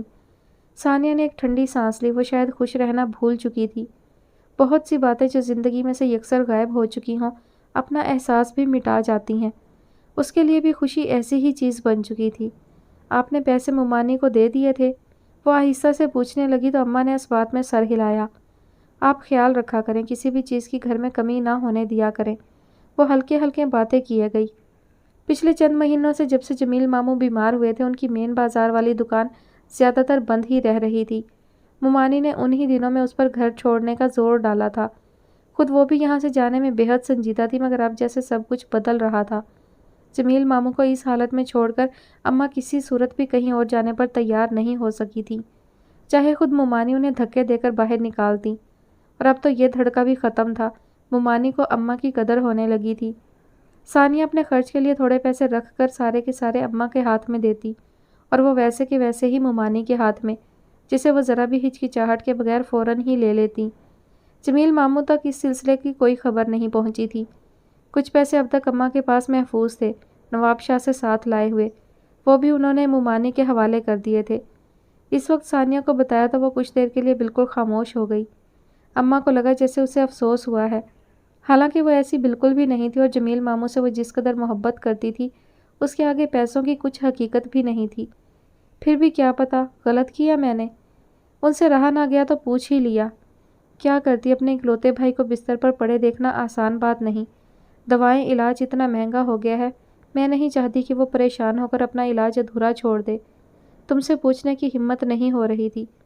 اس کا جواب سنے بغیر وہ کہتی چلی گئی، یہ وہ پیسے تھے جو آڑے وقت کے لیے رکھے گئے تھے۔ ثانیہ ہمیشہ ذہنی طور پر تیار رہتی تھی کہ ممانی کبھی بھی انہیں باہر کا راستہ دکھا سکتی ہیں، سو ایسے کسی بھی موقع پر جو چیز سب سے زیادہ کام آ سکتی تھی وہ پیسے ہی تھے۔ جب سے وہ جاب میں آئی تھی، ہر مہینے کچھ نہ کچھ رقم بچا کر اس جمع پونجی میں اضافہ کرنے کی کوشش کر رہی تھی۔ یہ پیسے بہت بڑا سہارا تھے در حقیقت۔ اس کی گہری خاموشی اماں کے خیال کو یقین میں بدل رہی تھی۔ اپنی جگہ وہ بھی ٹھیک ہی تھی۔ اتنے نامساعد حالات میں پیروں تلے بچھی زمین پر قدم جمانے کی جو جان توڑ کوشش اس نے پچھلے سالوں سے شروع کر رکھی تھی، وہاں کوئی بھی گنجائش خود بخود ختم ہو جاتی تھی۔ اللہ کرے جمیل جلدی اچھا ہو جائے، میں تمہارے پیسے تھوڑے تھوڑے لے کر جمع۔ وہ شکستہ سے لہجے میں اسے تسلی دینا چاہ رہی تھی کہ ثانیہ نے بے ساختہ ہی ان کے گھٹنے پر ہاتھ رکھا۔ بس کرے نا اماں، اس کی آواز اور آنکھیں دونوں نم ہو رہی تھی۔ اتنے سے پیسوں کی حقیقت کیا ہے ماموں کی زندگی کے آگے، اور یہ پیسے بھی میں نے انہی کے کہنے پر جمع کیے تھے، ورنہ مجھے گلے میں اٹکتے ہوئے آنسوؤں نے اسے بات بھی مکمل نہیں کرنے دی۔ اماں کے دل پر سے بھاری بوجھ سا سرکا۔ ان کی بیٹی ویسی ہی تھی جیسا انہوں نے ہمیشہ چاہا تھا، سادہ دل اور محبت کرنے والی۔ معلوم نہیں کیسے وہ چند منٹوں کے لیے ہی صحیح اس کے لیے بدگمانی کا شکار ہونے لگی تھی۔ اور آپ کو کچھ بھی کرنے سے پہلے کیا مجھ سے پوچھنے کی ضرورت ہے؟ اگر میں جاب کر رہی ہوں تو کیا اتنی بڑی ہو گئی ہوں کہ… اس کی آواز بار بار بھرانے لگی۔ اماں نے پیار سے اس کا سر اپنے کندھے سے لگایا۔ چند منٹ اسے خود پر قابو پانے میں لگ گئے۔ میں تو آپ سے ایک بہت ضروری بات کرنا چاہ رہی تھی اماں، ان سے الگ ہوتے ہوئے وہ سنجیدگی سے بولی۔ اگر گھر میں پیسوں کی کمی محسوس ہو، یا کیا خبر ماموں کے علاج میں ہمیں اور پیسوں کی ضرورت پڑ جائے، تو کیوں نہ ہم اپنا نواب شاہ والا گھر بیچ دیں؟ اماں حیرت سے منہ کھولے اس کی طرف دیکھ کر رہ گئی۔ وہ اور بھی کچھ کہتی تو شاید انہیں اتنی حیرت نہ ہوتی۔ میں نہیں چاہتی اماں کے ماموں کے علاج میں کوئی بھی کمی رہے یا انہیں پیسوں کی ذرا بھی کمی کا احساس ہو۔ وہ گھر تو ویسے بھی بند ہی پڑا ہے اتنے عرصے سے۔ شہزاد جب آیا تھا تو کہہ رہا تھا کہ اس کے اچھے پیسے لگ رہے ہیں۔ میرا خیال ہے اسے فون کر کے کہہ ہی دوں۔ اماں کی حیرت سے بالکل بے نیاز وہ کہتی چلی گئی۔ اماں نے اسے ایک بار بھی یاد دلانے کی کوشش نہیں کی کہ آج سے پہلے وہ اس گھر کے بارے میں مذاق میں بھی سننے کے لیے تیار نہیں ہوتی تھی۔ جمیل کبھی راضی نہیں ہوگا کہ وہ گھر اس کی خاطر بیچا جائے۔ جب وہ بات کرتے ہوئے رکی تو اماں نے یاد دلایا، انہیں بتانے کی ضرورت ہی کیا ہے، پہلے سودا ہو جائے پھر رفتہ رفتہ بتا دیں گے، اور کیا خبر ماموں کو مزید علاج کی ضرورت ہی نہ پڑے، پہلے ہی اچھے ہو جائیں۔ لیکن ہم احتیاطاً رقم کا بندوبست کر لیں تو بہتر ہے۔ وہ بہت ذمہ داری سے بات کر رہی تھی اور ایک بار بھی اس گھر کا ذکر کرتے ہوئے وہ ذرا بھی جذباتی نہیں ہوئی، نہ ہی وہاں سے جڑی یادوں کا ذکر اور نہ ہی ابا کی نشانی کھونے کا غم۔ چیزیں انسانوں سے زیادہ اہم نہیں ہوتی اماں، جو گزر گیا وہ ماضی ہے، اس کی یاد ساری زندگی دل میں رہے گی۔ بے جان چیزوں کو اپنے جذبات کا سمبل بنا لینا بے وقوفی ہے۔ میں نے خود سے محبت کرنے والی سب سے عزیز ہستی کو کھو دیا ہے، مگر اب دوسری کو نہیں کھو سکتی۔ اماں کے دل میں اٹھتے سوالوں کو شاید اس نے بھی پڑھ لیا تھا، تبھی رات گئے جب وہ اور اماں سونے کے لیے لیٹ چکی تھی۔ اس نے بڑے مضبوط لہجے میں ان سے کہا۔ گھر کی ساری لائٹیں بند ہو چکی تھی، صرف صحن میں روشنی ہو رہی تھی، جس کی وجہ سے برآمدے میں بھی ہلکی سی روشنی تھی۔ اماں نے پاس بیٹھی ثانیہ کی طرف دیکھا، اس کے سادہ سے چہرے پر سکوت سا چھایا ہوا لگتا تھا۔ انہیں پہلی بار ایسا لگا کہ وہ اب واقعی بدلتی جا رہی ہے، بات بات پر آنسو بہانے والی ثانیہ سے بالکل مختلف۔ عجب سی بات تھی کہ اس کی مضبوطی دل کو اطمینان دلانے کی بجائے دل کو دکھانے لگی تھی۔ انہوں نے دھیرے سے اس کے ماتھے پر پیار کیا۔ جو تم چاہو گی وہی ہوگا، بس اب سو جاؤ، صبح پھر جلدی اٹھنا ہوگا۔ اس نے پوری فرما برداری سے اس بات میں سر ہلایا اور ان کی طرف کروٹ لے لی۔ اگلی صبح معمول کے مطابق ہی تھی، وہ ہمیشہ کی طرح جلدی میں تھی۔ جمیل ماموں سویرے ہی اٹھ کر برآمدے میں اس کے پاس آ بیٹھے تھے۔ اپنے طور پر وہ بڑی ہمت والے انسان تھے اور اپنی بیماری کو زیادہ لفٹ کروانے کے موڈ میں بھی قطعی نہیں رہتے تھے۔ آج بھی جب اماں انہیں اپنا خیال رکھنے اور باقاعدگی سے چیک اپ کا مشورہ دے رہی تھی تو وہ بس یوں ہی مروتاً سن رہے تھے، اور جیسے ہی اماں ذرا سانس لینے کو رکیں تو بڑی لاپرواہی سے بولے، ٹھیک ٹھاک ہوں میں، بس ذرا کمزوری دور ہو جائے تو اپنی دکان بھی کھولوں جا کر، کتنے دن سے بند پڑی ہے۔ ثانیہ کے لبوں کو جاتا ہوا کپ ذرا سا تھما۔ کوئی ضرورت نہیں ہے آپ کو دکان کی فکر میں پڑنے کی، ابھی مکمل آرام کریں۔ میں تو سوچ رہی ہوں کسی دوسرے اسپیشلسٹ کو دکھا کر سیکنڈ اوپینین بھی لے لیں۔ وہ ہلکے سے ہنس پڑے۔ کیوں میری بیماری کو اتنی اہمیت دی جا رہی ہے؟ دوا کھا تو رہا ہوں، ٹھیک بھی ہو ہی جاؤں گا انشاءاللہ، اماں بے ساختہ بولی۔ باہر ثانیہ کی گاڑی کا ہارن بج رہا تھا۔ اماں کو خدا حافظ کہتی ہوئی وہ جمیل ماموں کے پاس ذرا سا رکی۔ آپ کسی بات کی بھی ٹینشن مت لیجیے، میں ہوں نا آپ کے لیے۔ اس چھوٹے سے جملے میں بڑی گہری محبت اور تسلی تھی۔ ماموں نے اس بات میں سر ہلاتے ہوئے اس کے کندھے کو ہلکے سے تھپ تھپایا۔ ان کے شفیق چہرے پر بڑی مطمئن سی مسکراہٹ تھی۔ ثانیہ نے اب مضبوطی کے ساتھ کھڑا ہونا سیکھ لیا ہے آپا۔ جب وہ جا چکی تب انہوں نے اماں سے کہا، کتنی خوشی کی بات ہے، کل میں اس کی ڈھارس بندھاتا تھا اور آج وہ مجھے ہمت دلاتی ہے۔ ان کے چہرے پر خوشی کی تمتماہٹ تھی۔ انہیں بے ساختہ وہ دن یاد آیا جب وہ پہلی بار اسے لینگویج کورس میں ایڈمیشن دلانے اس مشہور و معروف اکیڈمی میں لے گئے تھے۔ اس دن وہ کتنی گھبرائی ہوئی تھی اور مستقل ان کے پیچھے پیچھے چل رہی تھی۔ اللہ کا لاکھ لاکھ شکر ہے کہ اس نے صحیح راستہ پا لیا ہے، منزل اب خود بخود سامنے آئے گی۔ نیک نیتی سے کی جانے والی محنت کو اللہ کبھی رائے گا نہیں جانے دیتا۔ جمیل ماموں خود کو بے حد پرسکون محسوس کر رہے تھے۔ اماں نے کچھ بے چین ہو کر پہلو بدلا۔ پتہ نہیں کیوں وہ دن بدن زیادہ وہمی ہوتی جا رہی تھیں۔ رینا کی شادی اب سر پر ہی آ پہنچی تھی۔ نازی کا بیشتر وقت اسی کے ساتھ گزر رہا تھا۔ کبھی تو اسکول سے ہی اس کے گھر چلی جاتی، ورنہ سہ پہر کے وقت سمی چھوڑ آتا۔ چھوٹے چھوٹے کام نکلتے ہی چلے آ رہے تھے۔ گو عبدالعزیز اور ان کی والدہ سختی سے کسی بھی سامان کے لیے منع کر چکے تھے، پھر بھی شادی تو بہرحال شادی ہی تھی۔ رینا اتنے سال سے جاب کر رہی تھی، اکاؤنٹ میں اچھے خاصے پیسے جمع ہو چکے تھے۔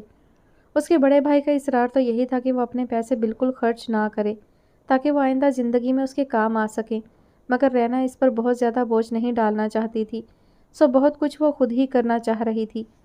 کپڑے تو بن ہی چکے ہیں اور زیور امی کی زندگی میں ہی تیار تھا۔ میں چاہ رہی تھی کہ کھانے کے پیسے بھی بھائی جان میرے اکاؤنٹ میں سے لے لیں، ان پر بوجھ کم ہو جائے گا۔ نازی اس وقت رینا کے کمرے میں بیٹھی اس کی چھوٹی چھوٹی چیزیں چیک کر رہی تھی، تھوڑا سا جھنجھلا ہی گئی۔ کوئی بوجھ نہیں پڑ رہا ہے ان پر، ماشاء اللہ صاحب حیثیت ہیں، اور کون سے ان کے 10 بہن بھائی ہیں جن کے فرائض ادا کر کے بیٹھے ہیں، کرنے تو جو بھی وہ کرنا چاہ رہے ہیں۔ رینا افسردگی سے مسکرا دی۔ بھابھی ان کی زندگی حرام کر کے رکھ دیں گی میرے بعد، یہ پیسے انہیں ساری عمر دکھتے رہیں گے۔ میرے بھائی بے حد شریف انسان ہیں نازی، بھابھی کی گھٹیا فطرت کا مقابلہ وہ کبھی کر ہی نہیں سکے۔ بچے ہیں تو وہ بھی پوری طرح اماں کے رنگ میں رنگے ہوئے، باپ ان کے لیے صرف ایک ذریعہ ہے جس سے وہ اپنی ضروریات پوری کرتے ہیں۔ نازی چپ چاپ سنے گئی۔ رینا کے گھرانے کا نقشہ اس سے چھپا ہوا نہیں تھا، کبھی کبھی اسے حیرت بھی ہوتی تھی۔ مضبوط، با اختیار، انا پرست مرد جن کا درجہ اللہ نے بھی بلند رکھا ہے، کس طرح اتنے مجبور ہو جاتے ہیں کہ خونی رشتوں میں توازن برقرار رکھنے سے بھی قاصر ہو جاتے ہیں۔ اسے ان سے ہمدردی کی بجائے ان پر غصہ آنے لگتا تھا۔ عورتوں کے ہاتھ میں اپنی لگام دینے کا یہی حال ہوتا ہے۔ شروع سے ہی بھابھی کی روک تھام کی جاتی تو آج ان کا دماغ بالکل ٹھیک ہو چکا ہوتا۔ تم نہیں سمجھ سکتی، ہر شخص ایک جیسا نہیں ہوتا۔ جہالت اور بد زبانی کے آگے شریف آدمی نہیں ٹھہر پاتا۔ بھائی جان نے بھی ہتھیار ڈال دینے میں ہی عافیت سمجھ لی ہے۔ رینا کو بھائی سے بے حد محبت تھی اور اس گھر میں بہت سی محرومیاں جھیلنے کے باوجود بھی وہ انہیں مورد الزام نہیں ٹھہراتی تھی۔ اس کا مطلب تو یہ ہوا کہ شرافت انسان کی خوبی نہیں بلکہ کمزوری ہے، اور وہ بھی ٹھیک ٹھاک ذلیل کروانے والی۔ اس بار رینا زور سے ہنس پڑی۔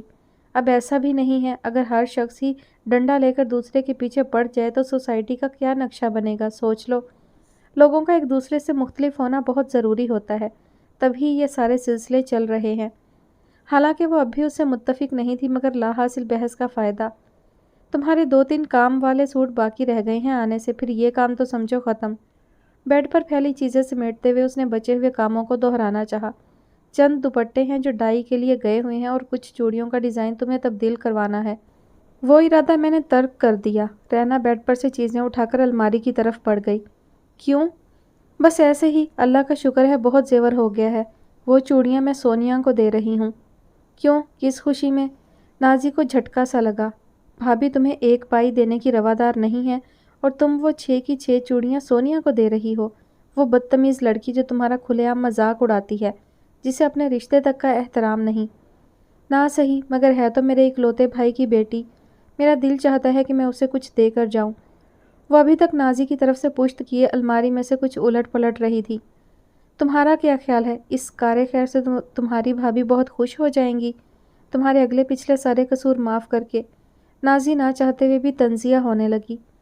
نہیں، مجھے ایسی کوئی خوش فہمی نہیں، مگر شاید دنیا دکھاوے کے لیے ہی صحیح وہ میرے لیے اس گھر کو کھلا رہنے دیں۔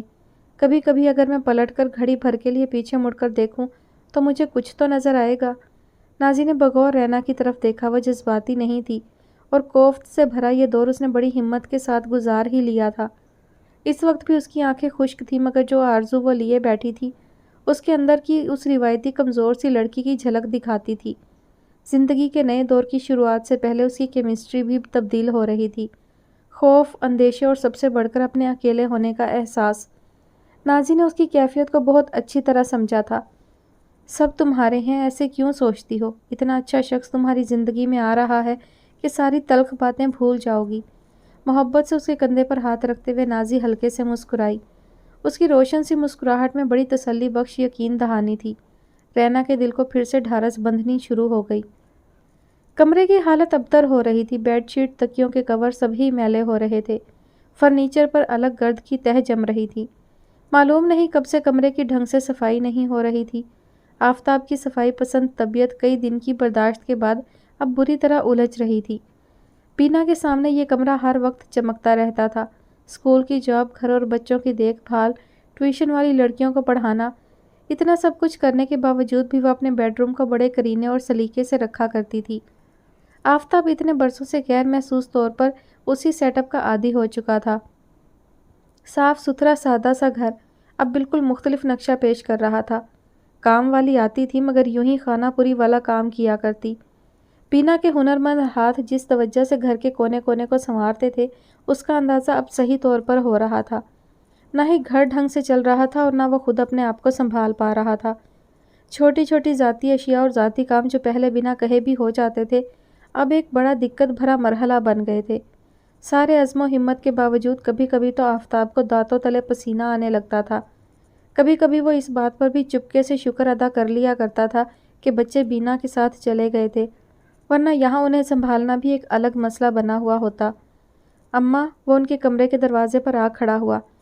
जब से बीना और बच्चे गए थे, आफताब की अम्मी ज़्यादातर अपने कमरे में ही लेटी रहती। ना बात करने के लिए बीना रही थी और ना दिल बहलाने के लिए बच्चे। आफताब का दिन तो फिर भी अपने स्टोर पर कट जाता था, मगर उनके लिए इस ज़ईफ़ी में तन्हाई काटना बड़ा कठिन साबित हो रहा था। ये कैसा काम करके जाती है मासी, आप ज़रा मेरे कमरे की सफाई तो करवाएं अच्छी तरह से। अब जैसा भी कर जाती है उसकी मेहरबानी है, मुझ में तो हिम्मत नहीं है कि उसके सर पर खड़ी होकर सफाइयाँ करवाती फिरूं। ना मेरी उम्र इजाज़त देती है और ना सेहत। आफताब के गंभीर मसला को उन्होंने बड़ी बेइतनाई से सुना था। एक तरह से वो भी अपनी जगह ठीक ही थी और उनके पास अपनी शिकायतें भी जमा थीं। ना परहेजी खाना है और ना ही कोई वक्त पर दवा देने वाला। जो उल्टा सीधा काम वाली पका जाती है उसी से पेट भर लेती हूँ। कल इतनी जलन थी मैदे में कि रात भर नींद नहीं आई। फिर कोई पास भी नहीं जो उठकर पानी का गिलास ही ला दे। आफताब को निदामत घेरने लगी। उन्हें इस उम्र में खिदमत और तवज्जो की ज़रूरत थी। वो अपनी उलझनों में इस तरह गिरफ्तार रहता था कि उनकी तरफ तवज्जो देने का वक्त ही नहीं मिलता था। उन्हें बीना की खिदमत और मोहब्बत ने अपना आदी बना रखा था। वो सचमुच किसी बेटी की तरह उनकी हर छोटी से छोटी बात का ख्याल रखा करती थी। रात को बच्चे दादी के पास ही सोया करते थे, फिर भी वो किसी वक्त उठकर उनकी खबरगिरी करती रहती थी। ना घर रहा ना घर की सूरत। उन्होंने एक ठंडी सांस भरी। किसी किसी वक्त तो रात को ऐसा खौफ आता है कि अगर दम निकलने लगे तो कोई पानी पिलाने वाला भी नहीं है पास। अम्मा, आफताब तड़प कर आगे बढ़ा। खुदा ना करे ऐसी मायूसी की बातें क्यों सोचती हैं आप। इस उम्र में उम्मीदें नहीं बंधती। उन्होंने रुखाई से उसका हाथ अपने कंधे पर से हटाया। मेरे पास कौन से अगले 10-20 बरस बचे हैं जो मैं तुम्हारी इस जालिमाना जिद के ख़त्म होने के इंतज़ार में गुजार लूँ। मेरा तो एक पल का भी भरोसा नहीं। पता नहीं अपने बच्चों को अब दोबारा देख भी सकूंगी या नहीं। मायूसी और खौफ में डूबा ज़ईफ़ी का दौर उनसे ऐसी ही बातें करवा सकता था। आफताब उलझा उलझा सा वहीं उनके पास बैठा रहा। पता नहीं क्यों उन्हें ऐसा लगा जैसे वो इस वक्त उनकी बात मान ही लेगा। आफताब, बच्चों और बीना को ले आओ, अपना घर बर्बाद मत करो। अभी तो कुछ भी नहीं। मलतजी लहजे में उन्होंने दिल की बात की। एक बार फिर कहना शुरू की थी कि उसने तेज़ी से उनकी बात काट डाली। घर तो बर्बाद हो ही चुका है अम्मी। उसके चेहरे पर गहरी संजीदगी थी। मेरी ज़िंदगी का वो बाप अब ख़त्म ही समझें। मुझे पता है कि आपको बहुत तकलीफ़ हो रही है, मगर प्लीज़। उसने बेख्तियार उनके सामने हाथ जोड़ दिए। उन्होंने नज़र भरकर उसकी तरफ देखा। वो उनकी औलाद में सबसे ज़्यादा फरमाबरदार और हसास बेटा था। अच्छे बुरे हर हाल को उसने हमेशा बड़े सब्र शुक्र से काटा था। माजूरी की इस नाकाबिले बर्दाश्त दौर में भी कभी शिकायत का कोई लफ्ज़ उसके मुंह से नहीं निकलता था। वहीद और आफताब में सगा भाई होने के बावजूद कोई मुमासलत नहीं थी। उन्हें आफताब से सबसे ज़्यादा मोहब्बत थी और यही वजह थी कि वो हमेशा उसी के साथ रही थी। और शायद उन्हीं की दुआएं थी कि उसे बीना जैसी मोहब्बत करने वाली और सादा दिल बीवी नसीब हुई थी। और अब उनका वही अजीज़ जान बेटा सबसे ज़्यादा तबाह हाल नज़र आ रहा था। उन्होंने एक ठंडी सांस ली।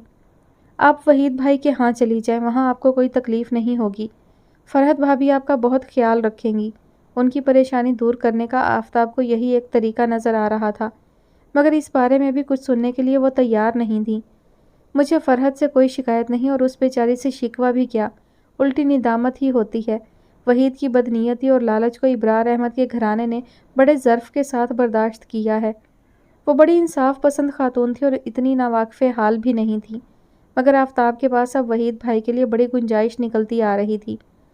وحید بھائی اتنے برے نہیں ہیں، اس کی اچھائی کی کوئی ایک مثال ہو تو بتا دو، اماں بیزاری سے کہتے ہوئے بیڈ سے اٹھ کر کھڑی ہو گئیں۔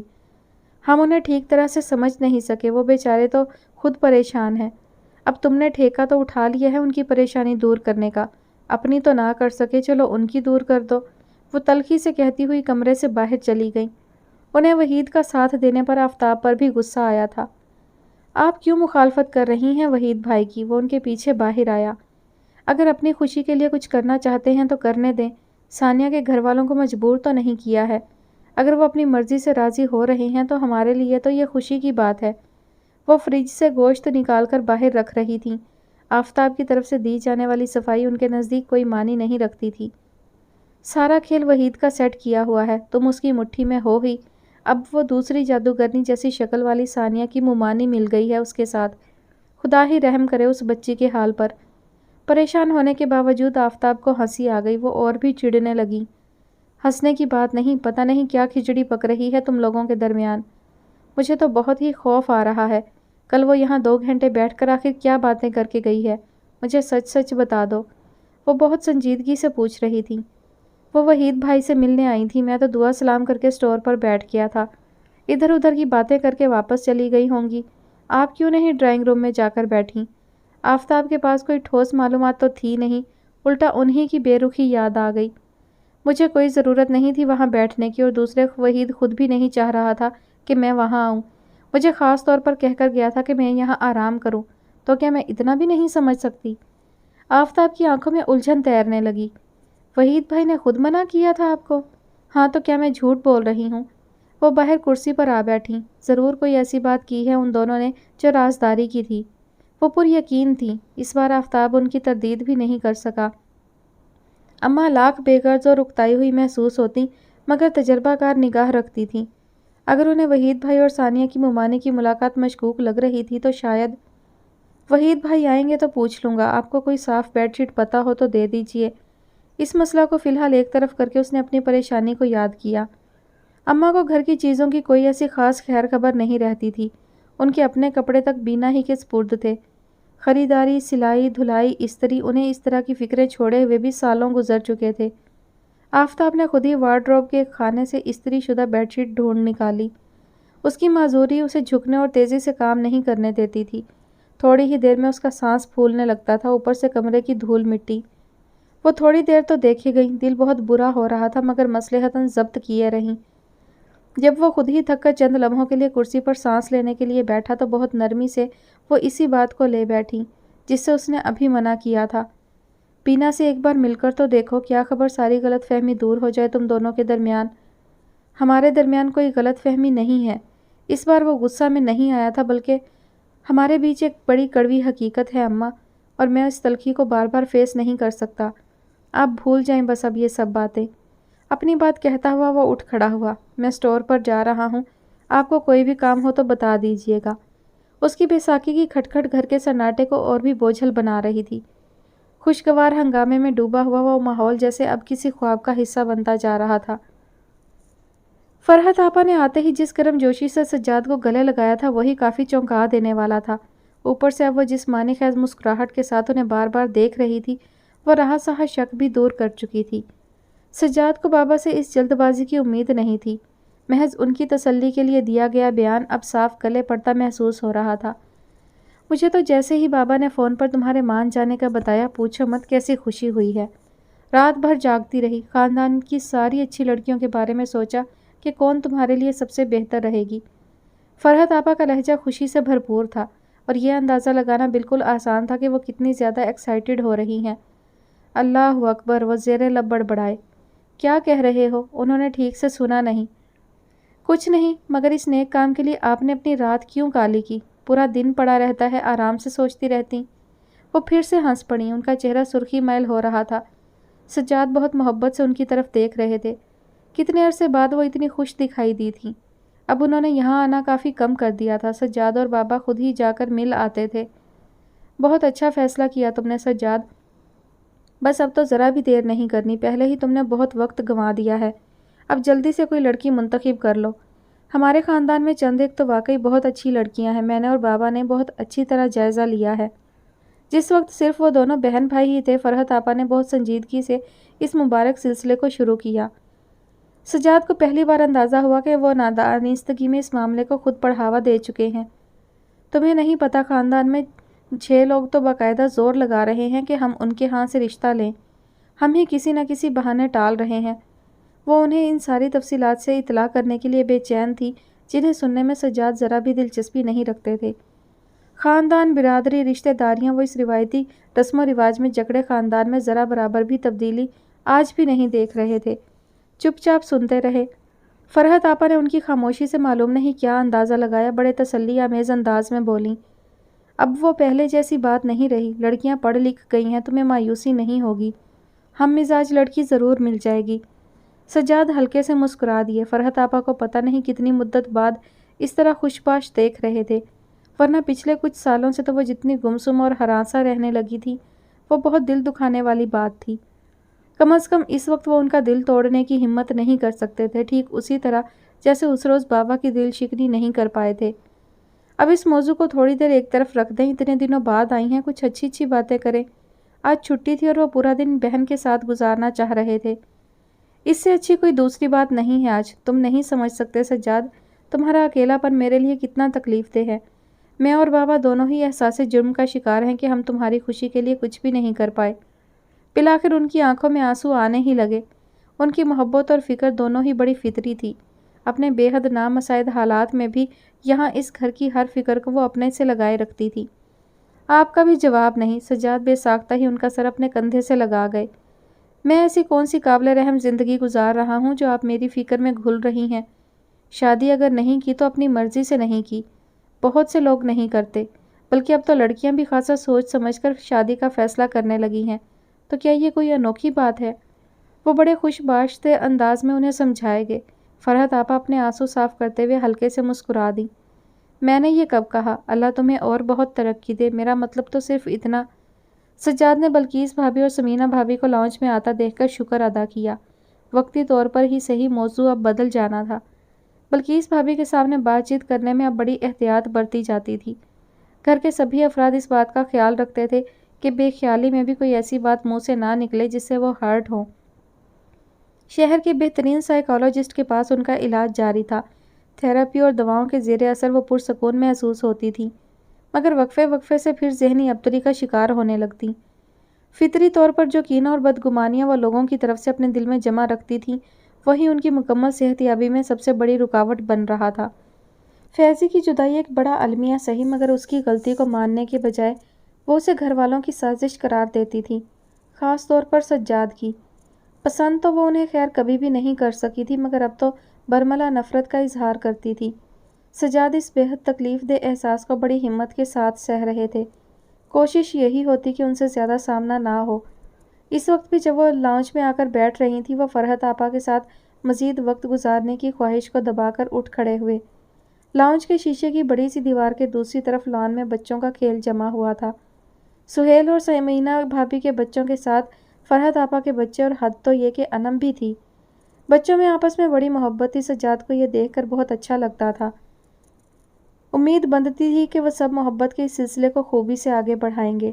وحید نے ہمارے گھر آنا جانا کیوں چھوڑ رکھا ہے فرحت؟ کسی کی بات کا برا منا گیا ہے کیا؟ وہ لاؤنج سے اوپر جاتی سیڑھیوں کی طرف جا رہے تھے جب انہوں نے بلقیس بھابھی کی آواز سنی۔ مجھے نہیں خبر بھابھی، نہ ہی وہ مجھے بتا کر کہیں آتے جاتے ہیں۔ کون سی انوکھی بات ہے؟ تمہارے بھائی بھی تو صبح سے رات تک غائب رہتے ہیں اور کبھی نہیں بتاتے کہ کہاں ہیں۔ اب 16-17 گھنٹے آفس میں تو نہیں بیٹھے رہیں گے، مگر مجال ہے جو کسی کو اپنے پروگرام کی ہوا تک لگنے دیں۔ وحید غریب تو پھر آدھے سے زیادہ وقت گھر پر ہی گزار دیتا ہے۔ تھی تو سخت نا انصافی والی بات کہ بلقیس بھابھی وقار بھائی جیسے کامیاب اور بے حد محنتی شخص کا موازنہ وحید جیسے کاہل اور آرام طلب شخص کے ساتھ کر رہی تھی۔ سجاد کا بہت دل چاہا کہ واپس پلٹ کر ان کی کریکشن تو کر ہی دیں، مگر فائدہ؟ الٹا وہی ذرا سی بات پر ہنگامہ کھڑا کر سکتی تھی۔ سجاد ضبط کر کے تیزی سی سیڑھیاں چڑھ گئے۔ اوپر کی منزل ہمہ وقت سناٹے میں ڈوبی رہتی تھی۔ وہ اپنے کمرے میں جانے کے بجائے لاؤنج میں ہی ٹی وی لگا کر بیٹھ گئے۔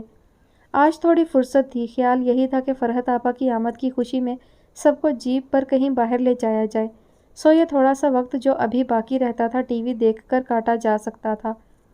ریموٹ ہاتھ میں لے کر وہ یوں ہی ایک کے بعد ایک چینل بدلتے چلے گئے۔ آج کل آنے والے پروگرام ہی اتنے دلچسپ نہیں رہے تھے، یا پھر وہ خود ہی عدم دلچسپی کا شکار ہو رہے تھے۔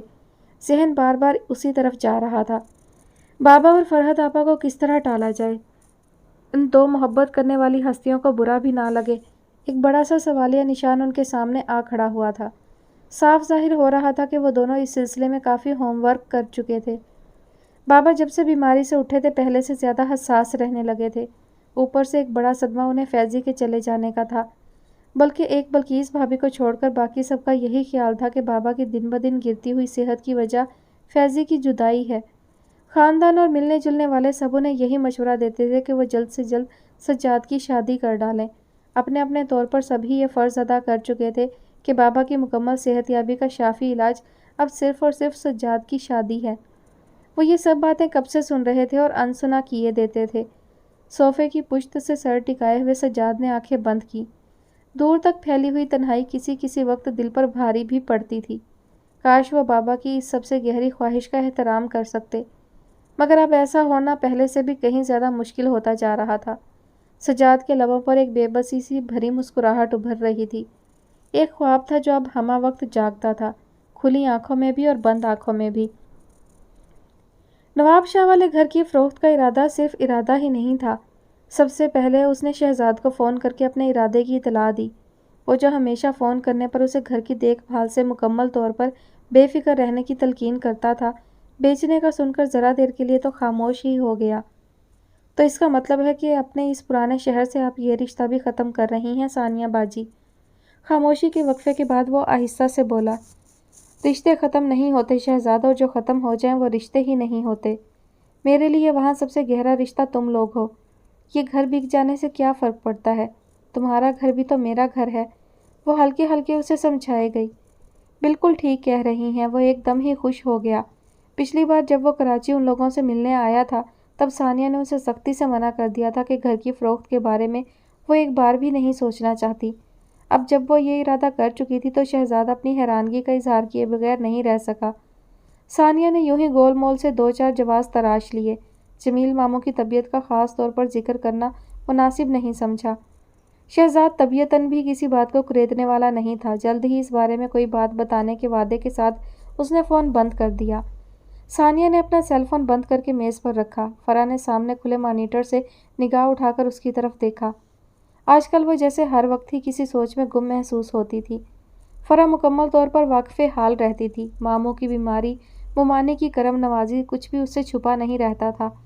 ثانیہ کو لگتا تھا کہ وہ اس سے کچھ بھی نہیں چھپا سکتی، اگر چھپانا چاہے تب بھی۔ فرح اس کی شکل دیکھ کر جان جاتی کہ کوئی بات تو ضرور ہے۔ اب زیادہ سوچ میں مت پڑو، ایک فیصلہ کر لیا ہے تو ٹھیک ہی ہوگا۔ فرح کو پتا تھا وہ گھر کے بارے میں کتنی جذباتی ہے، اسے ایسا ہی لگا۔ ثانیہ نے چونک کر اس کی طرف دیکھا۔ میں گھر کے بارے میں نہیں سوچ رہی فرح، گھر آج نہیں تو کل بکنا ہی تھا۔ مجھے تو ممانی کا رویہ پریشان کیے ہوئے ہے۔ وہ جیسا خود کو پوز کر رہی ہیں ویسی بالکل بھی نہیں ہے، اور یہ بڑی پریشان کن بات ہے۔ فرح ہنستی چلی گئی۔ جواب نہیں تمہارا، بجائے اس کے کہ اللہ کا شکر ادا کرو تم نے نئی پریشانی ڈھونڈ لی اپنے لیے۔ اصل بات یہ ہے کہ تمہیں پریشان رہنے کی عادت ہو گئی ہے، سازگار حالات سوٹ نہیں کر رہے۔ ثانیہ نے خفگی سے اسے دیکھا۔ میں بہت سنجیدہ ہوں فرح، وہ ضرور کوئی کھیل کھیل رہی ہیں، ان کی سرگرمیاں بڑی پراسرار ہوتی جا رہی ہیں۔ مثلاً بڑی رازداری سے فون پر بات کرنے لگی ہیں، ورنہ اس سے پہلے تو جب وہ کسی سے بات کرتی تھی تو آواز سارے گھر میں گونجتی تھی۔ اس بات کی گواہ تو خود فرح بھی تھی، ماننا پڑا۔ اور کچھ روزانہ بہت تیار ہو کر کہیں جاتی ہیں؟ فرح بری طرح بوکھلا گئی۔ اللہ کے واسطے اب اس عمر میں ان پر اس قسم کے شک تو مت کرو تم۔ میرا یہ مطلب تھوڑی ہے۔ وہ جھینپ گئی۔ تم بھی نہ بس، اصل میں وہ تو کچھ بتاتی ہی نہیں ہے، پر کل لبنہ کہہ رہی تھی کہ وہ بینا باجی کے گھر جاتی ہیں، تب سے مجھے تو بہت ڈر لگ رہا ہے۔ تم نے یا اماں نے پوچھا نہیں ان سے کہ وہ وہاں کیوں جا رہی ہیں؟ فرح کو معاملے کی نزاکت کا اندازہ ہونے لگا۔ نہیں، اصل میں اس وقت میں اور لبنہ ہی تھے، میں نے اماں کو پریشان کرنا مناسب نہیں سمجھا، وہ پہلے ہی جمیل ماموں کی وجہ سے۔ پھر ایسا کرو کہ بینا باجی سے پوچھ لو، وہ تو ٹھیک بات بتا دیں گی۔ فرح کو اسی اطلاع سے خود بھی تشویش ہوئی۔ بینا باجی یہاں نہیں ہے شاید، لبنہ کہہ رہی تھی کہ وہ اپنی امی کے ہاں ہیں آج کل۔ اچھا، ان دونوں کے لیے ہی بینا کا گھر پر نہ ہونا کوئی ایسی اہم بات نہیں تھی۔ سبھی عورتیں کم یا زیادہ ماں باپ کے گھر جاتی ہی ہیں۔ کیا خبر 2-1 دن میں آنے والی ہوں؟ تھوڑا انتظار کر لو، صحیح بات پتہ چل جائے گی۔ فرح نے اس کی پریشانی کو کم کرنا چاہا۔ اسے ثانیہ کے لیے آئے رشتے کے بارے میں پوری معلومات تھیں۔ پچھلے ہفتے جب وہ اماں سے ملنے اور جمیل ماموں کی عیادت کے لیے وہاں گئی تھی تو اماں سے ساری تفصیل سن کر آئی تھی۔ پریشان مت ہو، وہ کچھ بھی نہیں کر سکتی، تم ریلیکس رہو۔ فرح کو خود ان کی طرف سے خدشات ستا رہے تھے مگر وہ ثانیہ کی پریشانی کو کم کرنا چاہ رہی تھی۔ ثانیہ کے لیے اس کی سپورٹ ہمیشہ بڑی تقویت کا باعث بنتی تھی۔ اس وقت بھی ایسا ہی ہوا۔ تھوڑی دیر کے لیے دونوں ہی اپنے اپنے کام کی طرف متوجہ رہیں کہ فرح کو کوئی بات یاد آئی۔ نانی تمہیں بہت یاد کر رہی ہیں، وہاں عمر کی شادی کی تیاریاں زور پکڑ رہی ہیں۔ اس ویکنڈ پر چلو 1 دن کے لیے۔ نہیں ابھی نہیں، پھر کسی دن آؤں گی، وہ ہلکے سے مسکرائی۔ سچی بات تو یہ کہ ماموں کی بیماری کی وجہ سے دل چاہتا ہی نہیں تھا کسی بھی بات کو۔ تبھی انہیں سامنے لابی میں سے شیریں آتی دکھائی دی۔ انہیں بھی چین نہیں ہے، اچھی بھلی منگنی کروا لی ہے پھر بھی۔ خدا کرے اس طرف نہ آئیں۔ ثانیہ کو شیریں کی موجودگی سے نہ چاہتے ہوئے بھی الجھن ہونے لگی تھی۔ اس کی کاٹدار نگاہیں اور طنزیہ باتیں برداشت کرنا کبھی کبھی بڑا مشکل ثابت ہونے لگتا تھا۔ فرح کو اس کی یہی بزدلی غصہ دلاتی تھی۔ کوئی ضرورت نہیں ہے زیادہ دب کر بات کرنے کی، اور خبردار جو تم نے انہیں منگنی کی مبارکباد دی، تمہیں کون سا بلایا تھا، تم بھی بالکل اگنور کرو انہیں۔ اس کا ہدایت نامہ جاری رہا تھا جو وہ ٹھیک اسی طرف آ رہی تھی۔ کیا ہو رہا ہے؟ ظاہر ہے کام۔ فرح نے صرف ایک بار اس کی طرف دیکھا اور دوبارہ سامنے رکھے مانیٹر کی طرف متوجہ ہو گئی۔ سجاد بھائی اپنے چیمبر میں ہیں، بین السطور یہی پیغام تھا کہ وہ یہاں سے جا سکتی ہیں۔ مجھے پتہ ہے سجاد کے بارے میں، مجھے ہر وقت خبر رہتی ہے کہ وہ کہاں ہے اور کیا کر رہا ہے۔ سجاد کے بارے میں وہ ہمیشہ اسی طرح استحقاق سے بات کرتی تھی۔ اچھی بات ہے، آپ کے دوست ہیں، آپ کو ان کی خیر خبر رکھنی بھی چاہیے۔ آپ کو بلایا ہے، ایک آفس اٹینڈنٹ نے کمرے میں جھانکتے ہوئے فرح کو اطلاع دی تو وہ فوراً ہی کھڑی ہو گئی۔ اس کا خیال تھا کہ شیریں بھی اس رسمی سی ملاقات کو ختم کر کے اس کے ساتھ ہی باہر نکل آئیں گی، مگر ایسا نہیں تھا۔ مجھے نہیں پتا تھا کہ تم میری بات کا اتنا برا مناؤ گی کہ سجاد تک شکایت پہنچاؤ گی۔ ثانیہ کی پوری توجہ اپنے کام کی طرف تھی جب اس نے انہیں سرد لہجے میں کہتے ہوئے سنا۔ میں؟ اس نے ذہن پر تھوڑا سا زور ڈال کر سوچنا چاہا کہ ان کا اشارہ کس طرف ہے۔ ایکٹنگ اچھی کرتی ہو، وہ تلخی سے ہنسی۔ ثانیہ ابھی بھی حیرت سے ان کی طرف دیکھ رہی تھی۔ یہ جو اتنا لمبا شکایت نامہ لے کر وہ میرے پاس آیا تھا، اس کے پیچھے تمہارا ہی ہاتھ تھا۔ کیا سمجھتی ہو تم ان گھٹیا طریقوں سے ہمارے درمیان تلخی پیدا کرنے میں کامیاب ہو جاؤ گی؟ اپنی بات کہتے کہتے وہ ذرا رکی۔ ثانیہ ساکت نگاہوں سے اس کی طرف دیکھ رہی تھی۔ شیریں کی آنکھوں میں بڑی ناقابل برداشت سی چمک تھی، ایسی چمک جو سامنے والے کو کہیں اندر تک گھائل کر سکتی تھی۔ اپنی اوقات میں رہو ثانیہ، جو خواب تم دیکھ رہی ہو وہ بس خواب ہی رہے گا۔ سجاد ناقابل رسائی ہے، اسے مجھ جیسی با اختیار عورت نہیں پا سکی، تمہاری تو حیثیت ہی کیا۔ اس کی مہربانیوں سے غلط فہمی کا شکار مت ہو، وہ ہمیشہ سے بڑا غریب پرور ہے، لوگوں پر رحم کھانے کا عادی۔ وہ ثانیہ کے بالکل قریب کھڑی ہوئی تھی، اس کی آواز بہت نیچی تھی اور لہجہ بے حد سرد۔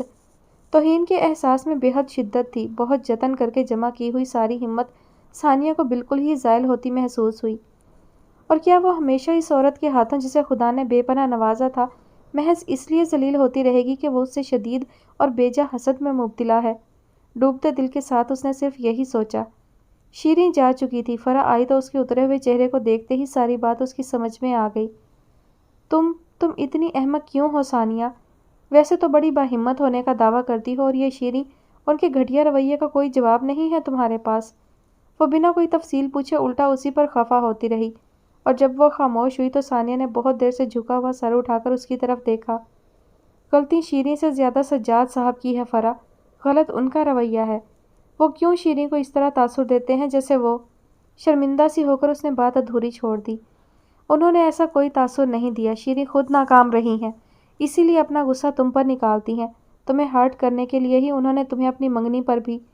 بھاڑ میں گئی ان کی منگنی، وہ اپنا ضبط کھونے لگی۔ ہر ایک کو کیوں یہ غم ستا رہا ہے کہ میں اس سعادت سے محروم رہ گئی ہوں؟ کیا ضرورت تھی سجاد صاحب کو شیریں کے پاس جا کر یہ شکایت کرنے کی؟ حالانکہ اس روز میں نے انہیں سختی سے منع بھی کیا تھا۔ اس کی افسردگی غصے میں بدل رہی تھی۔ فرح کے لبوں پر اس ٹینشن بھرے ماحول میں بھی ایک بڑی پیاری سی مسکراہٹ ابھری۔ اچھا، یہ کب کا واقعہ ہے؟ تم نے بتایا ہی نہیں تھا کہ تمہارے اور سجاد بھائی کے درمیان ذاتی معاملات پر بھی گفتگو ہوتی ہے۔ خلاف توقع نہ وہ جھیپی نہ جھنجھلائی، چند لمحے خاموش سی نگاہوں سے فرح کو دیکھی گئی اور پھر بڑے پرسکون لہجے میں بولی، ان کے اور میرے درمیان جو کچھ بھی ہے اس پر میں سخت شرمندہ ہوں، اور اب آج کے بعد تم میں سے کسی کو بھی اس بارے میں کچھ بھی کہنے کا کوئی موقع نہیں ملے گا۔ اس کے لہجے میں کچھ تو خاص تھا۔ فرح نے پریشان سی نگاہوں سے اس کی طرف دیکھا، مگر وہ سامنے رکھے کاغذوں پر اس طرح نگاہ جما کر بیٹھی تھی جیسے پتھر کی ہو چکی ہو۔ سجاد کو آفس آنے میں آج خلاف معمول تھوڑی دیر ہوئی تھی۔ بابا نے صبح ناشتے پر اپنے کمرے میں بلوایا تھا، انہیں کچھ ضروری باتیں کرنی تھی۔ سجاد، سہیل، وقار تینوں ہی بھائی آج ذرا تاخیر سے اپنے اپنے آفس روانہ ہوئے تھے۔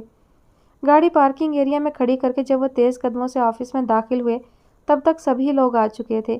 ایک خوشگوار سی مسکراہٹ کے ساتھ وہ ارد گرد سلام کا جواب دیتے اپنے چیمبر کی طرف بڑھ رہے تھے۔ تبھی کھلے ہوئے دروازے سے ان کی نگاہ اس کمرے کے اندر پڑی جہاں فرح اور ثانیہ بیٹھتی تھیں۔ آج فرح کے ساتھ والی سیٹ خالی تھی۔ خیریت تو ہے؟ آج تمہاری دوست نہیں آئی؟ وہ دروازے میں رک کر فرح سے پوچھ رہے تھے۔ معلوم نہیں سجاد بھائی، کتنی بار فون کر چکی ہوں مگر اس کا موبائل بند ہے اور گھر کا فون تو کئی دن سے خراب پڑا ہے۔ فرح خود جب سے آئی تھی ثانیہ کی فکر میں بیٹھی تھی۔ اچھا، وہ کچھ فکر مند سے ہوئے۔ کوئی اور نمبر نہیں ہے تمہارے پاس ان کے ہاں کانٹیکٹ کرنے کے لیے؟ نہیں، دوسرا تو کوئی نمبر نہیں ہے۔ فرح نے سجاد کو جواب دیتے ہوئے ان کے پیچھے کھڑے عمر کو گھور کر دیکھا جس کی معنی خیز مسکراہٹ گہری ہو رہی تھی۔ ان کے ماموں بھی تو بیمار تھے، کہیں ان کی طبیعت تو زیادہ خراب نہیں ہو گئی؟ ان کا دھیان قریب ترین وجہ پر گیا۔ جمیل ماموں؟ فرح نے ہلکے سے نفی میں سر ہلایا۔ بیمار تو ہیں لیکن پہلے سے بہتر ہے، میری کل ہی ان سے فون پر بات ہوئی تھی۔ ہم لوگ خود ہی چلے چلیں، ماموں کی عیادت بھی ہو جائے گی اور مس ثانیہ کے نہ آنے کی وجہ بھی پتہ چل جائے گی۔ عمر بڑی سنجیدگی کے ساتھ مشورہ دے رہا تھا۔ سجاد چونک کر اس کی طرف مڑے۔ وہ اس کی فنکارانہ صلاحیتوں سے واقف تھے مگر وہ اتنی بھرپور تابعداری کا مظاہرہ کر رہا تھا کہ اس کی نیت پر شک بھی نہیں کیا جا سکتا تھا۔ بہرحال جس وقت بھی تمہارا کانٹیکٹ ہو مجھے بتا دینا، وہ عمر کے مشورے کو نظر انداز کر کے فرح سے کہتے ہوئے آگے چلے گئے۔ عمر دانستہ رکا رہا۔ کر دیا نا بیچارے کو پریشان صبح ہی صبح۔ ایک تو آج ویسے ہی دیر ہو گئی تھی، اب معلوم نہیں سارے دن کے کاموں کا کیا بننا ہے۔ وہ فرح کی ٹیبل کے پاس آ کھڑا ہوا۔ ثانیہ کے حوالے سے وہ مذاق کے کسی موقع کو ہاتھ سے نہیں جانے دیتا تھا، پر اس وقت فرح کو یہ سب بہت بے موقع لگا۔ عمر پلیز، میں پہلے ہی پریشان ہوں، اوپر سے تم۔ یہی تو کہہ رہا ہوں کہ تم کیوں بیکار میں پریشان ہو رہی ہو؟ وہ ہے نا پریشان ہونے کے لیے، تم سے زیادہ اچھے طریقے سے پریشان ہو سکتے ہیں، بلکہ پریشانی کا حل بھی نکال سکتے ہیں۔ فرح کی بات کاٹ کر وہ تیزی سے کہتا چلا گیا، تمہیں کیا واقعی کسی کی بھی پریشانی کا اندازہ نہیں ہوتا ہے؟ اس نے بہت سنجیدگی سے عمر کی طرف دیکھا تو وہ ہلکے سے مسکرا دیا۔ مجھ سے زیادہ کسے اندازہ ہوگا؟ پریشانیوں کی جتنی ورائٹی میں جھیل رہا ہوں اس حساب سے تم اور سجاد بھائی دونوں سے زیادہ تجربہ کار ہوں۔ تمہاری پریشانیاں تمہارے اپنے ہاتھوں کی لائی ہوئی ہیں۔ جس دن سے فرح کو پتہ چلا تھا کہ وہ رحمت منزل چھوڑنے کا پروگرام بنا رہا ہے، وہ اس کے ساتھ سخت بے مروتی کے ساتھ پیش آ رہی تھی۔ عمر کی اسے منانے کی ساری کوششیں ناکام ہو رہی تھیں۔ پریشانیاں تو ہوتی ہی اپنی لائی ہوئی ہیں، یہ تو خوشیاں ہوتی ہیں جو قدرت خاموشی سے ہمیں عطا کر دیتی ہے۔ وہ ہلکے سے بولا، اس کے لہجے میں کچھ الگ سا تاثر تھا۔ کبھی کبھی ساری ناراضگی کے باوجود فرح کو عمر بڑا مظلوم سا محسوس ہونے لگتا تھا۔ آپ کو سر بلا رہے ہیں۔ آفس اٹینڈنٹ سجاد کا پیغام لیے کھڑا تھا۔ عمر مزید کچھ کہے بنا تیزی سے کمرے سے نکل گیا۔ فرح نے گہری سانس لیتے ہوئے ایک بار پھر ثانیہ کا نمبر ٹرائی کیا مگر بے سود۔ دھیان جمیل ماموں کی بیماری کی طرف جاتا تو تھا مگر فرح کو یقین ہو رہا تھا کہ گزشتہ روز شیریں کے ساتھ ہونے والی تلخی ثانیہ کے آج غائب ہونے کا سبب ہے۔ کل جس طرح شیریں سے ملنے کے بعد وہ اپسیٹ نظر آئی تھی وہ غیر معمولی بات تھی۔ عام طور پر وہ بڑے متوازن رویے کا مظاہرہ کرتی تھی، کسی بات سے تکلیف پہنچتی تو کچھ دیر کے لیے رنجیدہ دکھائی دیتی اور بس، لیکن کل وہ شدید غصے میں محسوس ہو رہی تھی۔ فرح تک سے اس نے زیادہ بات نہیں کی تھی اور پھر وہ کسی ضروری کام کا کہہ کر آفس ٹائم سے پہلے ہی چلی گئی تھی۔ شیریں اس وقت تک سجاد کے آفس میں ہی تھیں اور جب وہ کسی کام سے سجاد کے پاس گئی تھی تو اس نے شیریں کو کسی بات پر معذرت کرتے بھی سنا تھا۔ جو بھی ہوا مجھے اس پر افسوس ہے سجاد، میں آج کل بہت زیادہ چڑچڑی ہو رہی ہوں، شاید اور ناقابل برداشت بھی۔ بات کیا تھی فرح کو اندازہ نہیں ہوا۔ وہ ثانیہ کی وجہ سے پریشان تھی، کام کی بات کر کے فوراً ہی واپس آ گئی تھی، مگر اب دھیان رہ کر شیریں کی طرف جا رہا تھا۔ ثانیہ کے آج یوں اچانک غائب ہونے میں کہیں نہ کہیں اس کی کل والی ملاقات کا ہاتھ ضرور تھا۔ فرح کا یقین وقت گزرنے کے ساتھ ساتھ گہرا ہوتا رہا۔ دن بھر میں نہ جانے کتنی بار اس نے نمبر ٹرائی کیا، اور جب آفس ٹائم ختم ہونے کے بعد وہ پہلے ثانیہ کی طرف جانے کے خیال سے اٹھ رہی تھی تو گھر سے امی کا فون آ گیا۔ وہاں غیر متوقع طور پر مہمان آئے ہوئے تھے۔ ان کی تاکید تھی کہ وہ جلد سے جلد گھر پہنچے، نہ چاہتے ہوئے بھی اسے حامی بھرنی پڑی۔ جمیل ماموں کا گھر اور رحمت منزل دونوں ہی اتنی مخالف سمت میں واقع تھے کہ آفس ٹائم کے ان شدید رش والے اوقات میں وہ ثانیہ کی خیر خبر لے کر جلد گھر واپس نہیں پہنچ سکتی تھی۔ عمر سے کہا تو وہ بھی گریز کرنے لگا۔ ثانیہ کی ممانی ویسے ہی مجھ سے شدید ناراض ہیں، اس کے گھر جاؤں گا تو پتہ نہیں کس طرح پیش آئیں گی۔ دیا سے منگنی کر لینے کے بعد وہ ممانی کی گڈ بک میں سے بری طرح خارج ہو چکا تھا۔ فرح کو بھی اس کا جانا ٹھیک نہیں لگا۔ ٹھیک ہے، کیا پتہ کل ثانیہ آفس آ ہی جائے۔ گاڑی میں بیٹھنے سے پہلے جب وہ عمر سے کہہ رہی تھی، قریب کسی سے باتیں کرتے ہوئے سجاد نے بے ساختہ ہی فرح کی طرف دیکھا۔ آپ نے بلایا نازی آپا؟ دیا نے امی کے کمرے کا دروازہ تھوڑا سا کھولتے ہوئے اندر جھانکا۔ ادھر آؤ، باہر کیوں رک گئی؟ نازی ایک دم ہی خوش ہو گئی۔ توقع نہیں تھی کہ وہ سمی سے بلوانے پر اتنی سعادت مندی کا مظاہرہ کرے گی کہ اپنے گوشہ عافیت سے نکل کر یہاں تک آنے کی زحمت اٹھائے گی۔ شاید آج وہ اسے اور امی کو حیران کرنے کے موڈ میں تھی، سو نہ صرف اندر آ گئی بلکہ بیڈ پر پھیلے رنگ برنگے کپڑوں کو ایک طرف کرتے ہوئے بیٹھ بھی گئی۔ تمہارے کپڑے جو بھی سل چکے تھے وہ میں ٹیلر سے لیتی آئی ہوں، پہن کر دیکھ لینا، اور اس کے علاوہ یہ بھی آج ہی۔ نازی امی کے ساتھ ابھی ذرا دیر پہلے ہی بازار سے واپس آئی تھی۔ مصروفیت کا ایک نہ ختم ہونے والا سلسلہ تھا۔ دیا کے کپڑوں کا ڈھیر تھا جو سل رہا تھا یا کام بننے کے آخری مراحل میں تھا۔ امی نے تو بہت چاہا تھا کہ سلائی کا زیادہ کام خود نمٹا دیں، مگر نازی نے سختی سے منع کر دیا تھا۔ ایک تو وہ نہیں چاہتی تھی کہ امی پر کاموں کا بوجھ مزید بڑھے، اور دوسرے دیا جس طرح اچھے سے اچھے سلے کپڑوں میں بھی نقص نکالا کرتی تھی، اس کی زد سے وہ امی کو بچائے رکھنا چاہتی تھی۔ اتنا پیسہ سلائی میں ضائع ہو رہا ہے، میں سی دیتی تو کیا حرج تھا۔ امی کمرے میں آ رہی تھی، دیا کو پہلے سے ہی دیکھ کر خوش بھی ہوئیں، اور اسے کپڑوں کو چیک کرتے دیکھ کر انہیں پھر سے پیسوں کا ملال ستانے لگا۔ ایک طویل عرصے بعد نازی کو وہ پھر سے پہلے جیسی لگنے لگی تھی۔ ساری خفگیاں، سارے پچھتاوے بھلا کر دل و جان سے دیا کی شادی کی تیاریوں میں مصروف، کوئی کسر باقی نہ رہنے دینے کے ارادے کے باوجود وہ کوشش کرتی تھی کہ ان کے ہاتھ سے پیسہ فالتو طور پر ضائع نہ ہو۔ بشارت صاحب کے طے کردہ اس رشتے پر اب بظاہر انہیں کوئی اعتراض باقی نہیں رہا تھا۔ عمر کی شادی کے فوراً بعد رحمت منزل چھوڑنے کے وعدے نے انہیں بے حد مطمئن کیا ہوا تھا۔ اب تو نازی کو بھی لگنے لگا تھا کہ جو بھی ہوا اچھا ہوا، ورنہ دیا کی شادی کے لیے یہ پرمسرت اور اطمینان بھرا ماحول کہاں میسر آنا تھا۔ ٹھیک ہے، بس اتنے کپڑے کیوں بنائے جا رہی ہیں؟ مجھے کہاں پہن کر جانے ہیں؟ بیکار ہی پڑے رہیں گے۔ ہاتھ میں پکڑی شرٹ کو واپس بیڈ پر ڈالتے ہوئے دیا بیزاری کے ساتھ کہہ رہی تھی، اللہ نہ کرے جو بیکار پڑے رہیں، شروع کے دنوں میں سارے پہن لینا، آنا جانا لگا ہی رہتا ہے۔ امی کو اس کی بات اچھی نہیں لگی۔ کہاں آنا جانا ہوگا؟ وہیں اسی رحمت منزل میں؟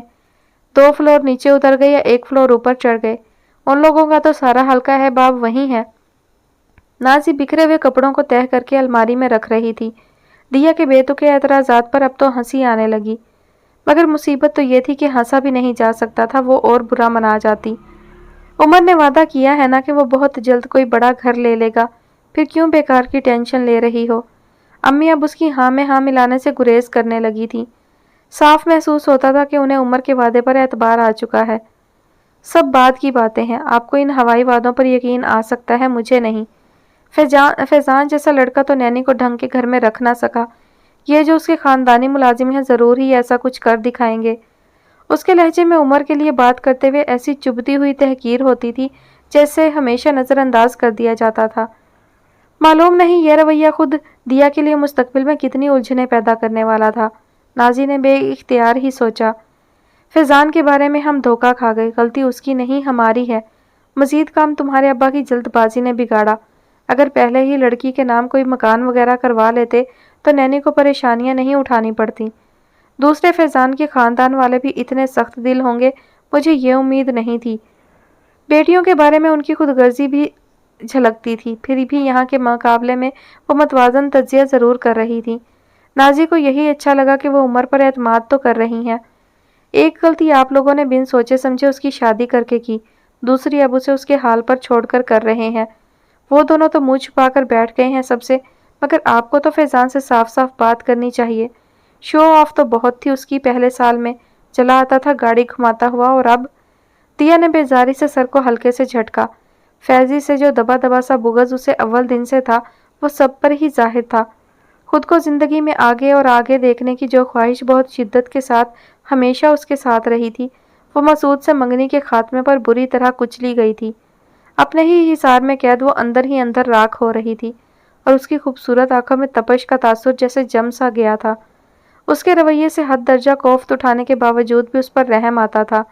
नाजी ने मोहब्बत से उसके कंधे पर हाथ रखा। नैनी के हालात तो इंशाल्लाह वक्त के साथ संभल जाएंगे, तुम बस खुश रहा करो। अब तो यहाँ थोड़े दिन की मेहमान हो, कमरे में बंद रहना बिल्कुल छोड़ दो। हंसा बोला करो, आज रैना की मेहंदी में ज़रूर चलना, वो रोज़ाना तुम्हें पूछती है। दिया के लबों पर हल्की सी जंबिश हुई, मगर खामोश ही रही। चलो तो फिर प्रोग्राम पक्का। नाजी हल्के से हंस पड़ी। दिया की खामोशी ही रजामंदी समझी जाती थी। रैना बाजी ने नैनी को इनवाइट नहीं किया? मैंने खुद मना कर दिया। रैना का कार्ड या खुद उसे ही लेकर नैनी के घर जाती तो वो और भी बुरा मना जाती। फैजी अलग मूड खराब करता, सो मैंने रैना को ही मना कर दिया। अम्मी उन्हें बातें करता छोड़कर वापस बाहर चली गई थी। चंद लम्हों के लिए उन दोनों के बीच खामोशी आ ठहरी। नाजी आपा, क्या नैनी मेरी शादी में भी नहीं आएगी? कैसे नहीं आएगी? मैं कान से पकड़ कर ले आऊंगी उसे। रैना की शादी से फारिग हो जाए, फिर नैनी को लेकर आते हैं। कम से कम एक हफ्ता तो उसे यहाँ रुकना ही पड़ेगा। नाजी बड़ी खुशदिली से प्रोग्राम सेट करने लगी। नैनी और फैजी की दिल तोड़ती सर्द मेहरी के बावजूद उसे यकीन था कि वो दिया की शादी में शरीक होने के लिए ज़रूर आ जाएगी। अम्मी ने शादी की शॉपिंग के साथ ही फैजी और नैनी के लिए भी कई सूट खरीद डाले थे। हालांकि हर खरीदारी के बाद वो नाजी से इस खदशे का भी ज़रूर इजहार करती कि क्या पता फैजी इस बार भी यहाँ आने से इनकार कर दे। अब तो बहुत थोड़े से दिन रह गए हैं। एक गहरी सांस लेते हुए दिया ने बेड की पुश्त से सर टिकाया। बहुत थोड़े। नाजी उठकर चूड़ियों के डब्बे अलमारी के खाने में रख रही थी। उसकी निगाह दिया के चेहरे पर नहीं पड़ी, जहाँ बड़ा अजीब सा तासुर उभर रहा था। जब ही तो कह रही हूँ कि बस अब उदासी को करीब भी नहीं फटकने दो, बाद में तो खैर उम्र तुम्हें। वो बड़ी लापरवाही से कह रही थी, जब ही दिया ने तेजी से उसकी बात काटी। बार बार ये नाम मत लिया करे मेरे सामने, सख्त वहशत होती है मुझे उस शख्स के बारे में सोच कर भी। मालूम नहीं क्या बनेगा आगे। उसके लहजे में, चेहरे में ऐसा कुछ था कि नाजी की निगाहें उस पर जम सी गईं।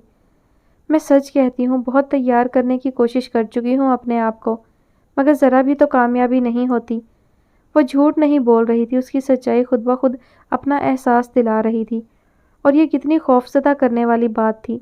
सारी दुआएं, सारी तगोदो, सारी भागदौड़, सब ही बेकार। मैंने तो बार बार आपसे कहा कि ये सब ठीक नहीं हो रहा है, मगर आप सुन ही नहीं रही। खुद ही फ़र्ज़ कर लिया है कि सब कुछ बाद में ठीक हो जाएगा। कोई जादू की छड़ी घूम जाएगी मेरे ऊपर से, या मेरा अक्लो शऊर रुखसत होने वाला है जो मैं एक नापसंदीदा शख्स के साथ। ओह खुदाया! उसने उंगलियों से माथे को छुआ। एक ठिठुराती सी कैफियत कमरे में यकदम ही फैलने लगी।